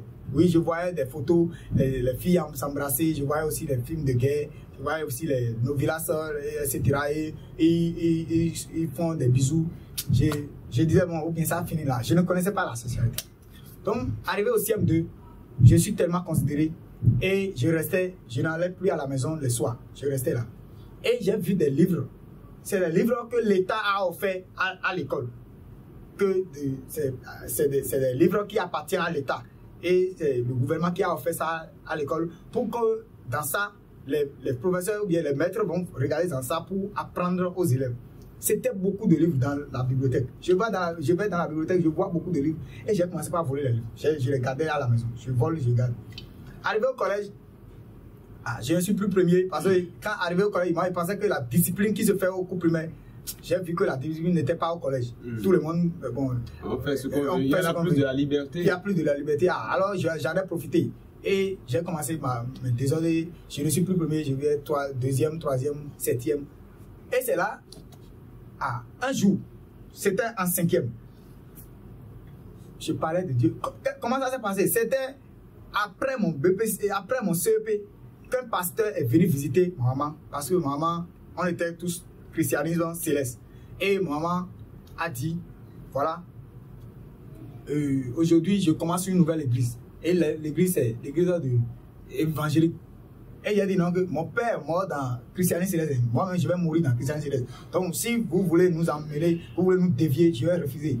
Et maman a dit, quand même, si vous voulez, ok, restez dans votre église. Moi j'abandonne l'église du christianisme céleste. Et effectivement elle a abandonné. Parce qu'un pasteur est venu prêcher. Et le pasteur va dire, tu vas aller à l'examen. Il a dit, oui, je vais aller au CEP. Il a dit, oui, tu vas réussir. Il a dit, amen. Et effectivement, quand je suis allé au CEP, j'ai réussi. Et j'ai dit, moi, je veux aller à mon église chrétienne céleste. Un jour, on a fait vente de charité là-bas, à l'église chrétienne céleste. Et on était venu à 17h, on était de retour à 17h. Maman s'est fâchée parce que l'église évangélique a déjà pris fin depuis midi. Et nous, on est restés dans l'église pour manger. C'était à cause de la nourriture que moi j'allais à l'église. Je vous dis la vérité. Si je vois qu'il n'y a pas de nourriture à l'église, je sors, j'enlève ma soutane, je mets ça quelque part dans un coin. Et parce que j'ai un sous-vêtement, je sors et je vais jouer au ballon. Même un jour, une fille de l'église, on était en plein soutane. Et on est sorti de l'église et on a dit à la fille que on ira. C'est là que j'ai connu la sexualité. On était sorti, tout le monde était dans l'église en train de faire cuite. Moi, je suis sorti avec la fille et on faisait jeu de cacache. C'est là, Abraham, moi et Sondé, notre frère, le frère qui nous a petit frère, nous les trois, on s'est alliés à une jeune fille. La fille même était dans le désir sexuel aussi. Et je pensais qu'elle allait refuser. Mais on l'a amené dans une zone marécageuse. Et on lui a dit d'enlever sa soutane. Et elle a enlevé sa soutane. C'est là que j'ai connu le sexe. J'étais même dirigeant là-bas. J'étais lecteur. Et je lisais. Parfois, on me dit de diriger le culte. Et je tape la cloche. Et tout le monde répond. Donc, c'est un peu ça. Donc, maman Joie dit, désormais, personne n'ira à l'église du christianisme céleste ici. Tout le monde n'a qu'à commencer l'église évangélique. C'est là on a commencé l'église évangélique. Quand j'ai commencé l'église évangélique, j'ai commencé par développer des connaissances. C'est que je ne connaissais pas Dieu. Et c'est quand j'ai commencé l'église évangélique que j'ai commencé par développer des connaissances par rapport à l'égard de Dieu. Et quand j'ai commencé par prêcher. C'est que le zèle était venu. Moi-même, je ne savais pas. Le zèle était venu. Et j'ai commencé par prêcher aux voisins. J'ai dit à une colocataire, j'ai dit ce que nous avons entendu à l'église aujourd'hui, je vais vous partager ça avec vous. Elle a dit, vas-y. Quand j'ai parlé avec elle, elle m'a offert une Bible en goût. Elle a dit vraiment que ce que j'ai dit maintenant l'a vraiment touché. Elle a dit, je te donne la Bible. Et elle m'a donné la Bible en goût. Je ne savais pas bien lire le goût, c'était le français que je savais lire. C'est là que j'ai dit non, que je vais garder, je dois faire tout possible pour acheter une Bible. Maintenant, je n'avais pas d'argent. J'ai dit au mari de ma maman, son mari, j'ai dit de m'offrir une Bible. C'est là qu'il m'a offert une Bible. Maintenant, j'ai commencé par prêcher aux gens. Et les gens, quand ma maman me voit prêcher, elle dit, toi, tu ne sais rien. Tu ne sais rien. Tu prêches. Même quand un nouveau venu vient à l'église, on dit, qui vous a amené ici? Il dit, c'est Johan qui m'a amené. Il dit, Johan, bravo. Maman me dit, donc toi, tu ne connais rien. Tu ne connais rien. Tu vois que les gens ont leur regard sur toi. Si jamais tu fais erreur, les gens vont te tuer seulement parce que... Donc, quand nous entendons ça, elle était pour cela ou bien elle n'était pas du tout d'accord du fait que tu servais avec zèle dans l'église évangélique déjà? Elle était contente, elle voulait que son enfant soit pasteur. Elle voulait ça. Maintenant, ce qu'elle ne voulait pas, les gens, quand on me donnait des éloges, on me disait vraiment que tel frère est zélé, tel frère, c'est lui qui a amené telle âme, nouvelle âme. était sur toi, voilà. Elle a dit, il ne faut pas que les sorciers de l'église commencent par m'attaquer. Donc un jour, un dirigeant m'a dit, c'était un groupe de prière, et le dirigeant m'a dit, qui va nous dire tel verset? J'ai dit le verset, et le dirigeant m'a dit, viens prendre 5 000. Et le dirigeant m'a donné 5 000. Arrivé à la maison, maman m'a dit, voilà que tu as pris 5 000 devant un public. Peut-être les sorciers sont dedans maintenant. Ils t'ont dit, que c'est pas bon. Faut pas... Et j'ai dit, ok, j'irai doucement. J'ai commencé par prêcher à l'école, tous les camarades m'appellent pasteur. Ils m'appellent, pasteur. Et un jour, notre professeur en 5e, ce professeur a dit, on va prier pour commencer le cours.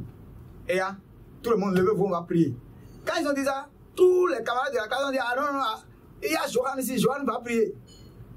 Et ils ont dit, Johan, il y a un pasteur, nous avons un pasteur ici. C'est là, il a dit, un pasteur, ok, tu peux prier pour nous. Et j'ai eu honte, j'ai dit non.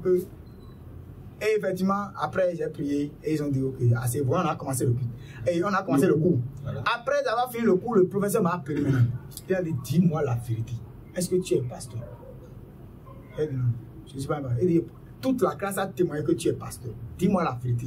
C'est là qu'il a dit, bon, moi je parle un peu de Dieu aux gens. Bon, je parle un peu de Dieu. Et tu parles un peu de Dieu. Ok, parle-moi de Dieu. Je vous dis la vérité. C'était quand je suis rentré dans l'église évangélique. Le zèle était là. Et il a dit, voilà, je l'ai ouvert le livre d'Apocalypse, je l'ai prêché. Je ne sais pas ce que je ne me rappelle même pas de ce que je lui ai dit. Mais quand je lui ai parlé, ça l'a touché tellement. Et il a dit, ce que tu viens de dire, tu vas croire que c'est du simple parole. Mais moi, ce que j'ai gagné dans ce que tu viens de dire est terrible. Mon professeur en question est un catholique. C'était un catholique. Maintenant, il a dit que prie pour moi. Je veux que tu pries pour moi. Et il a dit ok. Et quand on a prié ensemble, il a dit est-ce qu'il peut m'aborder tel sujet? Il a dit quel sujet? Aborde-moi le sujet. Et il a dit, il y a longtemps qu'il a déposé dossier dans une structure, dans une entreprise. Mais jusqu'à présent, il va là-bas, on le dit demain, après-demain, demain, après-demain. Que depuis 2 ans, son dossier est là et on ne l'a pas appelé pour ça. Est-ce qu'il peut prier pour ça? J'ai dit, on va prier. Et Dieu va montrer sa gloire. Effectivement, j'ai prié. Dans la semaine, on l'a appelé, on l'a dit, mais viens commencer à travailler. Et il a dit, quand j'étais venu au cours, quand les élèves viennent le saluer, il a une manière de leur répondre. Mais quand je suis venu le saluer, il m'a accueilli comme je ne suis pas son élève. C'est comme si je suis un proche. Un collègue. Un collègue. Et il a dit, tu sais que ce que tu as dit, tu sais que ça s'est passé. On m'a appelé pour... J'ai dit, on vous a appelé. Voilà, Jésus. Et il a dit, je ne suis plus... il ne me regarde pas avec l'œil d'un élève, qu'il me regarde comme un grand. Que depuis que ce miracle s'est produit là, que lui, il me regarde comme un grand. Et j'ai dit d'accord. Et un jour, ma maman m'a dit que donc, désormais, tu dois avoir un téléphone puisque tu vas au collège, tu dois avoir un téléphone puisque tu ne reviens pas vite. Et j'ai eu le téléphone. J'ai dit, le soir, les gangs de l'école, les gangs du collège, ils ne permettent pas aux gens de se reposer. Quand je me repose, parfois ceux qui sont là viennent me perturber. Et j'ai trouvé un emplacement à une église catholique où je vais me reposer. Donc, un jour, je me reposais dans l'église catholique. Je me reposais et j'ai eu un songe. Dans ce songe, j'ai vu que il y avait... Je me suis vu à la plage et j'ai vu 5 femmes nues. Elles étaient en string. Et quand elles me voyaient venir, elles m'ont dit, viens, viens, viens.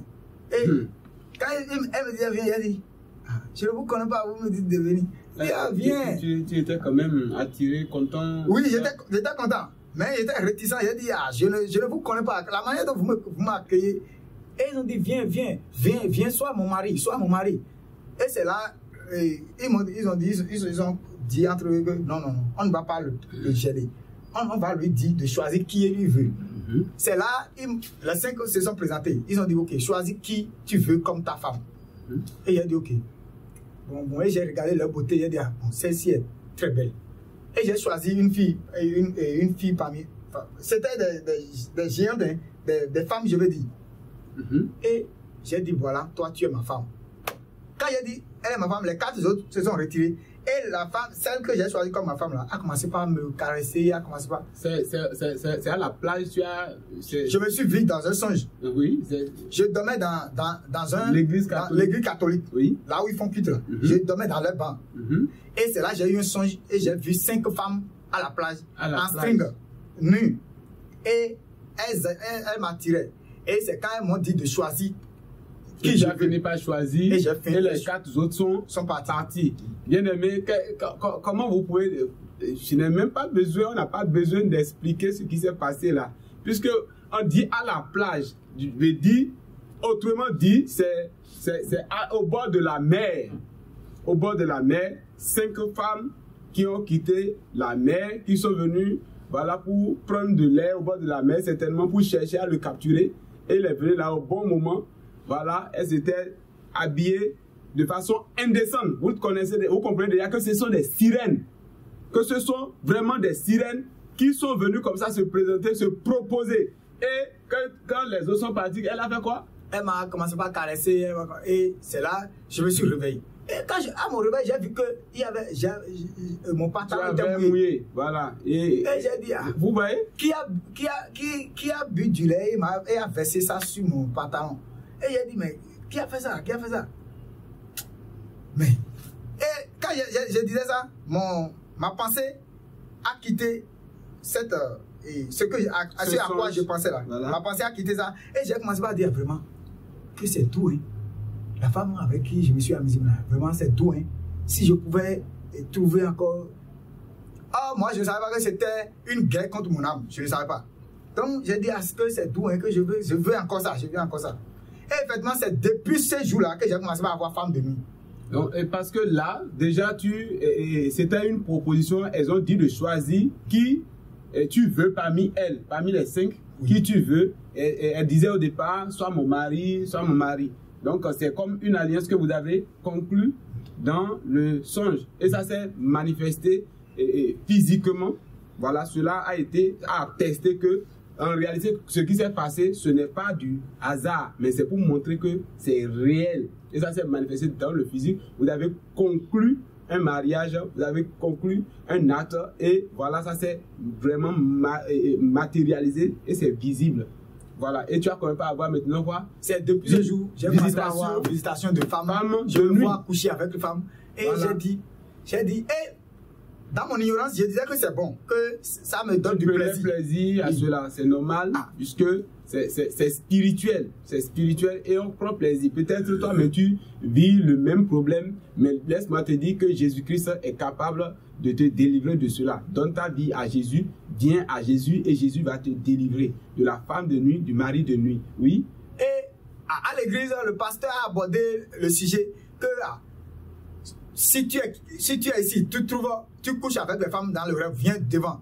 On va prier pour toi. On va prier pour toi. Et j'ai dit, mais c'est une chose mauvaise. Coucher avec, avoir de jouissance, mais j'ai abordé quand même. Et il a prié pour moi. Mais quand il a prié pour moi, malgré ça je continuais de voir les choses. Donc, c'est là, j'ai dit que je vais tout faire pour avoir une copine au collège. Je vais tout faire pour avoir une copine. C'est là, j'ai vu Catherine et je voulais aborder Catherine. Et Catherine aussi me faisait semblant. Et un jour, ce qui m'a étonné, si je vois une fille pour l'aborder, pour la draguer, chaque fois c'est la parole de Dieu qui sort de ma bouche. Je ne sais pas pourquoi. Parce que l'église dans laquelle je me suis couché, je me suis vu à la plage là. Un jour, je suis venu dans l'église, j'ai vu une fille, une très belle fille. Elle avait son cahier en main en train de réviser. Parce que beaucoup viennent là, beaucoup d'élèves viennent là pour se reposer. Comme c'est pas loin de l'école, c'est ça? C'est pas loin de l'école. C'est pas loin de l'école. Et j'ai vu la fille. Quand j'ai vu la fille, j'ai dit, je vais parler à la fille et la fille je vais coucher avec elle. C'est dans l'intention là que je l'ai abordée. Mais j'étais surpris. J'ai dit, ça va. Et elle a dit, oui, ça va bien. Donc, je voulais dire, tu sais que je t'aime. Ce que je voulais dire, mais ce qui est sorti de moi, j'ai dit, tu sais que Jésus-Christ t'aime. Ça m'a aussi énervé. Hein. C'est après avoir fini de parler que je me suis rendu compte que, mais qu'est-ce que j'ai foutu comme ça? Je voulais dire à la personne que je l'aime. Maintenant, je dis, tu sais que Jésus t'aime. Quand j'ai dit, tu sais que Jésus t'aime, elle a dit, oui, qu'elle est aussi évangélique, que voilà. J'ai dit, ok, de sortir ça, on va méditer ensemble. On a fini de méditer ensemble. Elle a dit vraiment que elle est vraiment enchantée, elle est vraiment fière de m'avoir rencontré, que vraiment ce que je viens de partager avec elle, elle est vraiment contente. Et j'ai dit oui, on aura encore le temps de prendre encore d'autres partages ensemble. Et qu'est-ce qui s'est passé par la suite?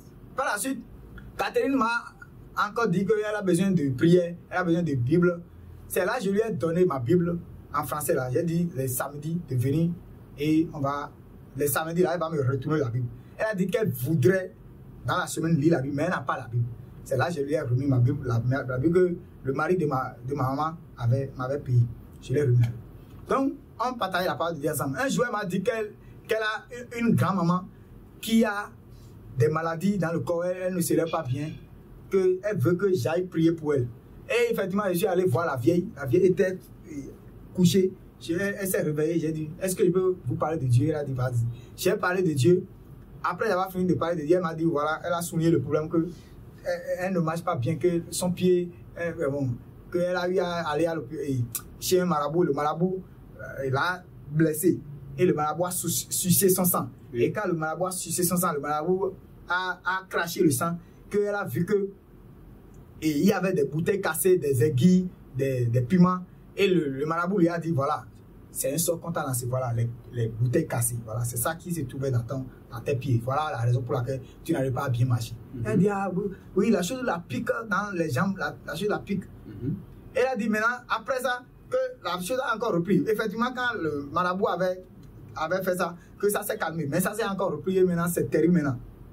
J'ai dit maintenant, vous croyez que je peux prier, ça va. Elle a dit oui. Allez-y. Et c'est là que j'ai posé ma main sur cette prière, j'ai prié. Cette vieille est venue à l'église, elle a commencé par venir dans mon église. Elle a dit, gloire à Dieu, que c'est le frère Johan qui lui a parlé et de Dieu, lui a prié. Si elle marche aujourd'hui, que c'est le frère Johan qui a prié pour elle et elle marche. Et tout le monde a acclamé. On comprend là que le Seigneur l'avait guéri. Elle l'avait guéri. Voilà. Et elle voudrait que je vienne chez elle. Et quand je viens chez elle, je ne mange pas. Parce que je me disais, je la soupçonnais. Je dis, elle n'a pas la sorcellerie, par exemple. Et quand je ne mangeais pas, elle était indignée. Elle a dit, pourquoi je ne mange pas? Si elle ne peut pas, je ne mange pas. C'est là que j'ai commencé par manger. Et sa fille que moi, je voulais draguer, j'ai dit, je ne peux plus la draguer. Parce que j'ai déjà commencé avec la part de Dieu avec elle. Si j'ai dit, je vais encore la draguer, maintenant elle va me voir comme un imbécile, bien va me voir. C'est là, la fille est allée s'allier à un homme et l'homme l'a enceinté. J'ai dit à Catherine, là, la fille, là, que voilà, tu vas accoucher un jour. Tu vas accoucher un jour. Et elle a dit, je rejette. Et elle a dit, tu rejettes. Et le jour où tu auras, tu vas dire. Moi, je plaisantais, je n'ai pas plié. Je plaisantais pour faire rire. Mais le jour de son accouchement, elle a mis un jumeau au monde. Et la vieille, sa grand-mère a dit vraiment que ce que Johan avait dit là, que vraiment, Johan là, c'est un passé. Hein. Et ensemble, ils se réjouissaient. C'est là, maman, un jour, j'ai eu un songe et j'ai tué un serpent, le serpent familial, dans le songe. Et j'ai dit à maman que voilà, j'ai tué un gros serpent noir, ciré. C'est qu'il brillait. Et il est gros comme ça et je l'ai tué. Et maman a dit, certainement ça peut être le serpent de votre famille. Depuis ce jour, maman a changé de mode et maman ne m'aimait plus. Oh, maman m'aimait tellement. Et tu n'aimais plus, pourquoi? Voilà. Elle m'aimait plus parce qu'elle a dit que elle voulait que je quitte l'église. Elle a dit que de quitter l'église. Elle m'a dit de quitter l'église parce qu'elle autre elle avait quitté. Elle a quitté. Et elle a dit que c'est elle-même qui nous a mis dedans. J'avais refusé d'aller à l'église évangélique. J'ai dit que je vais mourir dans Christianité Thérèse. Maintenant, elle m'a encore mis dans l'église évangélique. Maintenant, elle a quitté encore. Elle me dit maintenant de quitter. C'est là que j'ai refusé. Elle a dit tu ne veux pas quitter. Ok, d'accord. Et quand elle avait les nouvelles que j'ai fait des exploits.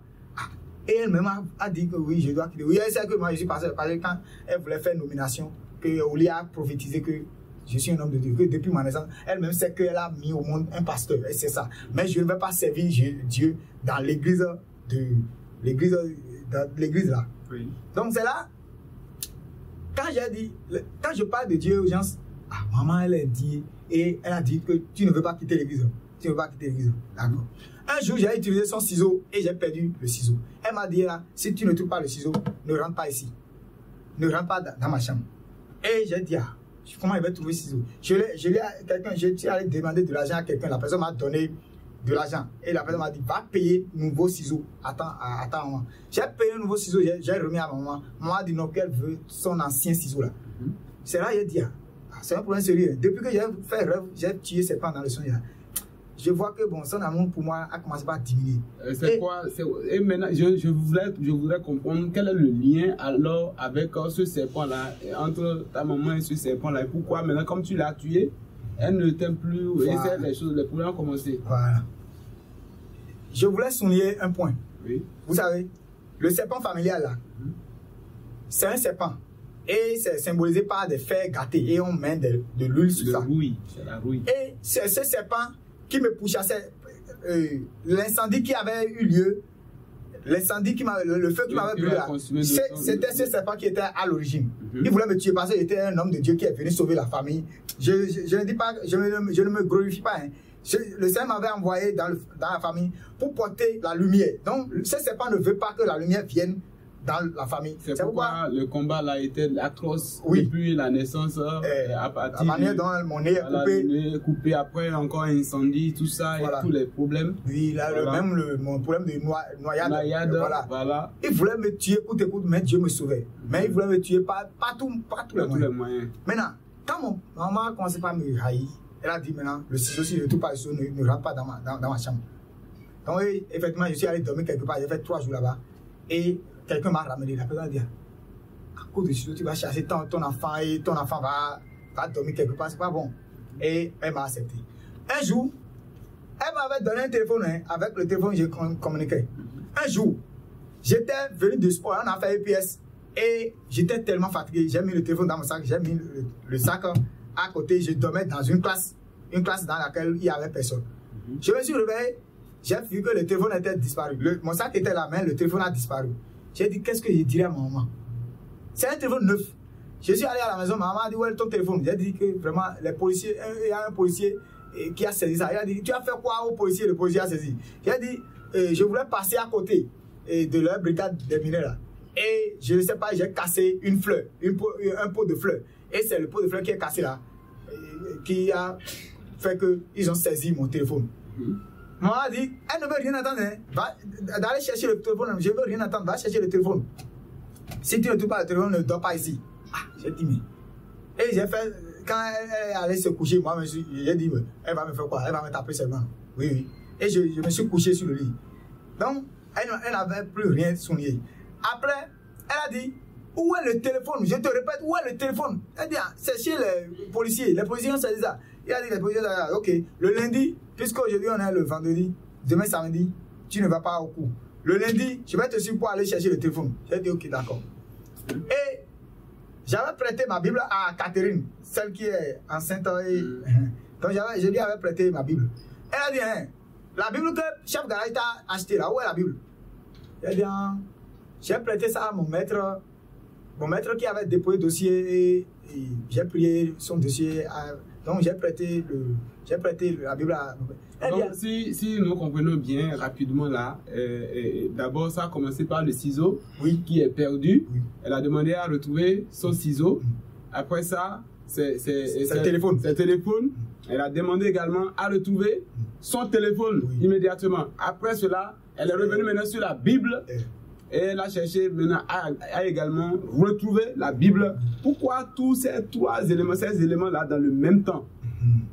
C'était un combat pour m'enlever de mon zèle, pour éteindre le zèle. Et je vais retourner maintenant dans le passé. J'ai commencé par abandonner certains péchés. Je n'ai pas abandonné tous les péchés. Parce que quand le zèle a commencé là, j'ai commencé par me maîtriser. Ma manière de parler a changé, ma manière de faire a changé. Et j'ai commencé par avoir la crainte de Dieu. Parfois, quand je vais aborder quelque chose qui est mauvais, je dis non, je ne vais plus aborder ça. Bon, et j'ai laissé certains péchés, je n'ai pas laissé certains péchés. Oui. C'est là, elle a dit qu'elle doit trouver la Bible. Si elle ne trouve pas la Bible, pourquoi ce serpent utilise ma maman pour me combattre? C'est parce que parmi notre famille, il n'y a plus personne qui peut utiliser. Mon père est déjà décédé. Je n'ai plus personne, même les familles maternelles, mes familles paternelles, la plupart d'eux sont déjà morts, la plupart sont déjà vieux. Donc, et ils sont tous au village. Donc nous sommes à Cotonou ici, avec notre maman seule. Voilà pourquoi le serpent n'a pas quelqu'un qui va utiliser contre moi, si ce n'est ma maman. Sinon ma maman, c'est parce que je n'ai pas voulu décortiquer. Sinon si je vais décrire l'amour de ma maman pour moi, ma maman m'aimait tellement. Quand je tombe un peu malade, elle m'amène à l'hôpital. Mais quand mes frères tombent malades, elle ne les amène pas à l'hôpital. Elle dit, viens prendre paracétamol. Et même si mes frères ou bien mes soeurs prennent paracétamol et ils ne sont pas guéris, ils disent, reste là. Mais après ça, maintenant, comment ça s'est passé? Comment vous avez pu régler cette situation? Maintenant, quelles 3 situations communes ensemble? Et c'est là, elle a dit que si je ne trouve pas, elle doit trouver la Bible. J'ai dit d'accord. Elle a dit le lundi, je vais te suivre pour aller chez le policier et prendre le téléphone. J'ai dit d'accord. Mais le ciseau, quand la personne m'a ramené, il a dit ok, d'accord, elle laisse l'affaire du ciseau. Elle a laissé l'affaire du ciseau. Maintenant, il reste Bible et téléphone. Le lundi, elle a dit qu'elle ira le lundi voir le policier, hein, que de lui dire la vérité. Elle a dit oui, que le téléphone est avec les policiers. Je sais bien que le téléphone est perdu. C'est un volet qui est venu chercher ça. Et un jour, le dimanche, j'ai dit Seigneur, confonds ma maman. Pardonne-moi. Oui, parce que oui, j'ai menti que le policier a saisi. Le policier n'a pas saisi le téléphone, hein, mais j'ai menti que le policier a saisi. Pardonne-moi. Je savais bien que ce que je faisais était mauvais. Donc, j'ai demandé pardon à Dieu. Maintenant, j'ai dit à Dieu de me pardonner, mais de confondre la situation. Que je veux éteindre cette situation une fois de bon. Oui. C'est là où maman m'a suivi un lundi. Elle a dit, devant moi. Et je suis devant elle. Elle a dit, je vais voir ce policier-là. Effectivement, elle est venue aux brigades des mineurs. Elle a vu les policiers là. Elle a dit oui, chef. Et c'est vous qui avez saisi le téléphone de mon fils. Elle a dit ton fils. Ton fils aussi a l'âge de parler. Qui parle? Elle dit oui, que c'est le chef, c'est pas vous. Il y a un chef qui a saisi mon téléphone le jeudi passé. Jeudi passé. Et il est comment? Il dit c'est un chef un peu de teint clair, mais qui est lancé un peu. Il a dit je connais de qui vous parlez. Il a saisi ton téléphone. Mais ils sont allés en mission et le samedi, on les a affectés sur un autre site. Et maman a dit, et il va revenir, le chef là va revenir quand? À quelle heure? Il a dit que parfois ils font 3 mois, 6 mois. Maman a dit, 3 mois, 6 mois. D'accord. Et quand on est sorti du brigade, maman a dit, donc le téléphone est parti comme ça. Le téléphone est parti comme ça. Tu vas voir. Et on est revenu à la maison. C'est là qu'elle a dit, et la Bible? J'ai dit, oui, j'irai chercher la Bible pour vous. C'est là que je suis allé voir quelqu'un. La personne m'a donné 1000 francs. Quand j'ai pris 1000 francs, j'ai mangé. Parce que ma maman ne me donnait plus à manger. Elle a dit que c'est ma soeur qui me tendait un peu la main. Sinon, maman, c'est elle-même qui nous donne la sauce. Et nous-mêmes, on va chercher la pâte. Donc, c'est elle qui doit nous donner d'abord la sauce. Et on ira chercher. Mais elle ne me dit pas, où est ton plat? Elle ne me dit pas ça. Elle dit aux autres d'amener le plat. Et elle sert les autres. Elle ne me sert pas. Donc, quand la personne m'a donné 1000 francs, je suis allé payer quelque chose et j'ai mangé. Et ça restait 600 dans ma poche. Et j'ai dit que j'irai chez Catherine pour prendre la Bible. Je suis allé chez Catherine. Les parents de Catherine ont dit, Catherine est allée chez son mari. Ekpe. J'ai dit, je ne connais pas Ekpe là-bas. Ils ont dit moyen orienté. Et j'ai vu un zéb, j'ai dit, allez à Ekpe, tel endroit, vous allez prendre combien? Et il a dit le prix. Et aller-retour là faisait 600. J'ai dit, Dieu merci, j'ai les 600 sur moi. C'est là, je suis allé chez Catherine, j'ai dit, pour prendre la Bible. Pour prendre la Bible. Quand j'ai pris la Bible, je suis revenu, j'ai dit, voilà, maman, voilà la Bible. Elle a pris la Bible, elle a déposé ça. Quand elle a déposé ça, un jour, elle a commencé par me mettre des travaux domestiques. Quand l'heure de culte vient là, elle met les travaux domestiques, elle dit, hey John, finis-moi ça avant de partir. Donc tout cela pour que tu ne puisses pas continuer dans ton zèle, pour que tu ne puisses pas vraiment servir le Seigneur. Les dons que le Seigneur a mis en toi, pour que cela ne se réalise pas. Maintenant, j'ai une question concernant ce sujet. Pendant que tu étais si zélé pour le Seigneur et tu l'adorais, tu le servais déjà dans l'église évangélique, et dans tout ça, où était ton frère Abraham, également, et l'autre qui s'appelle Sondé, voilà. Et où ils étaient en ce moment?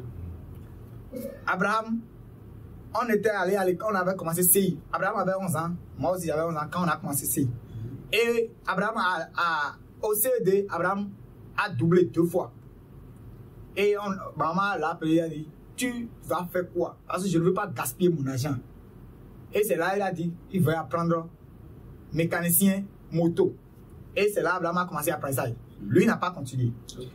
Et Sondé, lui qui était au CP quand j'étais au CI, il a redoublé, je l'ai dépassé. Je l'ai dépassé. Et un jour, il a redoublé même 3 fois. Hein. Et au CD, il a redoublé 2 fois. Et le directeur le connaissait comme un cas. Parce que Sondé était un gang. Et il voulait même ma maman. Maman avait confiance en moi et me donnait de l'argent.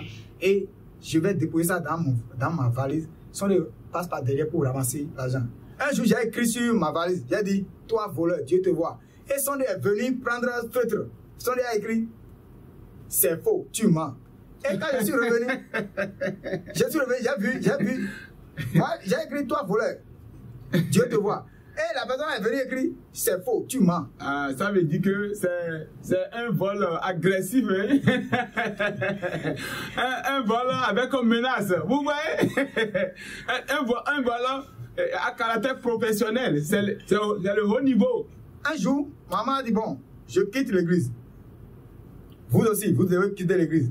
Et effectivement, tous mes frères ont quitté l'église. Tous mes frères et sœurs. C'était moi seul. Il restait moi seul dans l'église. Et maintenant, ils ont abandonné, ils sont retournés dans l'église terrestre là ou bien... Ils ont pas retourné dans l'église terrestre. Le dimanche, maintenant, ils restent à la maison. Soit ils vont jouer au ballon. Elle a dit que je vais quitter. J'ai dit non, je ne vais pas quitter. Et un jour, elle a saisi ma Bible. Et l'église, elle avait saisi une. Maintenant, une autre fois, quand l'église m'a acheté une nouvelle Bible, et elle a vu la Bible, elle a dit, à qui appartient cette Bible neuve là? J'ai dit non, que c'est pour le diacre Lambert. Elle a dit, diacre Lambert. Qu'est-ce que la Bible de diacre Lambert vient chercher chez toi? Elle a dit non, le diacre Lambert m'a dit de prier sur ça, parce qu'il a acheté la Bible nouvellement, qu'il a dit de sanctifier la Bible. Ah, elle a dit, ok, d'accord. Tu finis, tu lui remets sa Bible. J'ai dit, d'accord. Ah, après une semaine, la Bible est encore là. Elle a dit, ah, tu as dit que la Bible appartient à Lambert, non? Maintenant, voilà, Lambert n'a pas cherché ça. Alors, si c'est ça, donc je garde la Bible. Lambert même viendra chercher la Bible. Et je suis allé à l'église, j'ai dit au diacre Lambert que la Bible nouvelle que vous m'avez payée là, maman encore c'est ça. Et c'est là le diacre Lambert est venu avec une délégation de l'église. Et ils ont dit, que s'il vous plaît, pardonnez, hein, c'est notre Bible qu'on a passée, puisque vous avez saisi l'autre Bible, on lui a passé notre Bible. Et maman a dit, ok, tenez votre Bible. J'ai dit, mon fils ne veut plus servir dans votre église. C'est là, ils ont dit, ok, si tu décides ça, c'est l'enfant lui-même qui va décider s'il va rester de notre côté ou bien il va rester de votre côté. Maintenant, nous, on n'est plus dedans. C'est là un jour, maman a dit, est-ce que tu vas encore continuer à aller à l'église là? J'ai dit, je vais continuer. C'est là, elle a pris un couteau. Elle était en train de faire poisson un dimanche matin. Et toutes les tâches qu'elle m'a confiées, je les ai finies rapidement. Parce que je voulais aller à l'église, j'ai fini rapidement et je voulais aller. Elle a dit, ok, tu vas aller à l'église là. Je te parlais, tu me réponds encore. Je parlais, tu as la bouche pour répondre. C'est là, elle m'a tapé avec le couteau. Et il y avait un plastique là. Elle a pris encore le plastique. Elle me tapait et j'ai calé. C'est quand j'ai calé là, le plastique était cassé. Et le plastique m'avait blessé. Et arrivé à l'église, j'ai vu que tout le monde priait pour moi. Et ils ont dit, partout où John est actuellement, partout où John est persécuté maintenant, Seigneur, assiste-le. Et toute l'église priait. Et je suis venu, j'ai vu que toute l'église priait pour moi. Et quand ils ont ouvert les yeux, ils ne savaient pas que j'étais venu. Et moi aussi, je me suis mis à genoux, j'ai commencé à prier. Quand ils ont ouvert les yeux, ils m'ont vu. Ils ont dit, oh, on a gagné. Parce qu'ils ne savaient pas que j'allais venir à l'église. Parce qu'ils savaient que Jésus et ma maman allait me garder à la maison. Donc quand je suis venu, ils ont vu le sang couler. Ils ont dit, mais cette blessure-là, c'est quoi ça? Et il a dit non, que c'est quand je voulais venir que maman m'a tapé. Que pourquoi je vais... Ils ont dit, mais...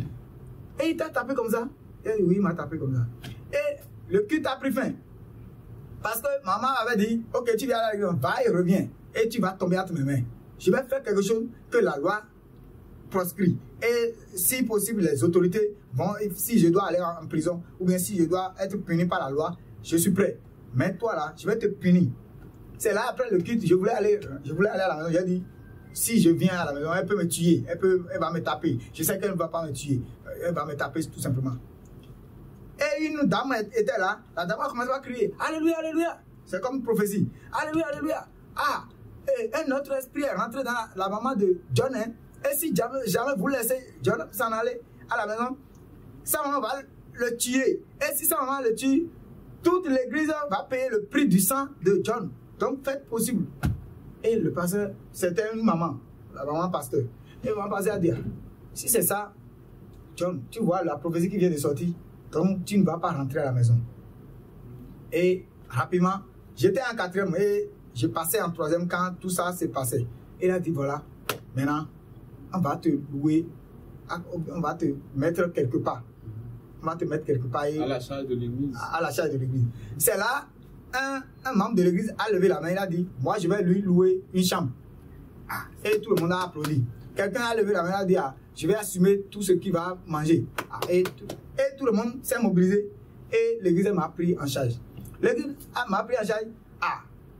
Maman pensait que j'allais revenir à la maison, mais 1 mois, 2 mois, 1 an, je ne reviens pas à la maison.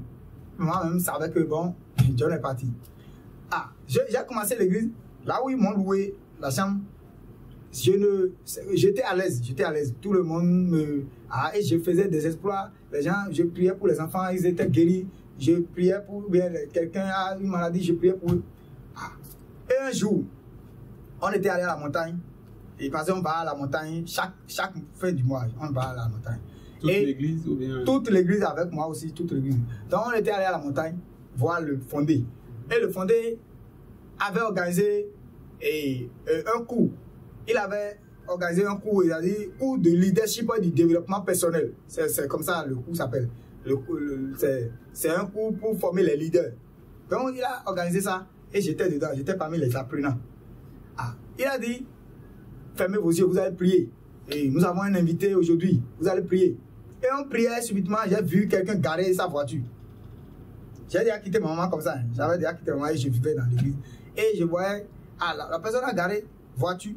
Et j'ai vu, la personne est sortie. Costaud, c'était un homme costaud. En vêtements jeans. Avec un habit serré. L'habit l'a serré tellement. Et tout son portrait était sorti. Accompagné de sa femme. Sa femme aussi était parue. Était parée de Jézabel aussi. Et j'ai dit, ou bien ils sont venus pour qu'on prie pour eux, c'est des païens. J'avais en tête que c'était des païens. Maintenant, la personne est venue, notre fondé, le prophète de notre église a dit, voilà, sous vos ovations, on va accueillir le prophète de l'Éternel qui nous a... J'ai dit prophète de l'Éternel. Et tout le monde a acclamé. Et l'homme était venu, on lui a donné l'homme qui est venu en vêtements jeans enserrés. Et sa femme voilà. Parée de Jézabel, rouge aux lèvres, mèche. Donc, tout le monde a applaudi que le prophète et son épouse nous ont visités, acclamé pour Jésus.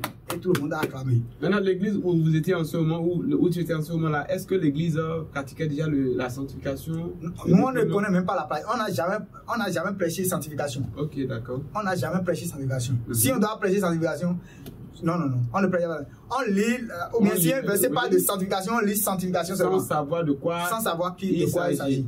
Voilà. Donc, et c'est là, j'avais évangélisé un couple. Le couple nous a trouvé une place quelque part et on a construit une nouvelle église locale dedans. C'est là, c'est moi qui gérais l'église. Et quand le prophète fondé est venu, le fondé a dit, désormais, maman qui est ici est votre pasteur et John est votre assistant pasteur. Et ils nous ont consacré, ils ont versé de l'huile sur nos têtes. Ils ont dit voilà que je suis évangéliste et je suis assistant pasteur, que c'est la maman là qui est pasteur. Maintenant, le prophète nous a vus dans coulisses, il nous a appelés dans un coin. Il a dit à John, je n'ai pas confiance en ce maman là, j'ai confiance en toi, c'est à toi que j'ai confié mon église. Ne crois pas que c'est parce que pour ne pas susciter la jalousie que j'ai dit devant le public que elle est pasteur et tu es assistant. Tu n'es pas son assistant.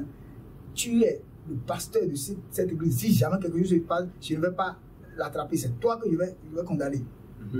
Et j'ai dit d'accord. Donc, quand le prophète en vêtements jeans est venu, tout le monde a acclamé. Et on a dit bon, sous votre ovation, il va intervenir. Le prophète s'est levé. Il a dit, toi tu es ici et tu n'as pas d'argent. Et tu dis que tu prétends être homme de Dieu. Tu n'es rien. Aujourd'hui, là, si tu n'as pas d'argent, tu n'es rien. Aujourd'hui, tout le monde doit tout faire. Voilà pourquoi on a sorti le titre développement personnel, développement. Et il a commencé à taper la tête des gens. Il a dit, il y a l'argent. Et il a dit, fermez les yeux. Tête baissée, les yeux fermés. Tout le monde. Et tout le monde a baissé la tête et tout le monde a fermé les yeux. Et moi-même, j'ai fait semblant de fermer les yeux. Mais je l'observais. J'ai dit, je vais voir, mais il veut faire quoi? Et il a dit, l'argent. Il a commencé à taper la tête des gens. L'argent. J'ai peur. Il dit, l'argent. Ce n'est plus Jésus, hein, l'argent.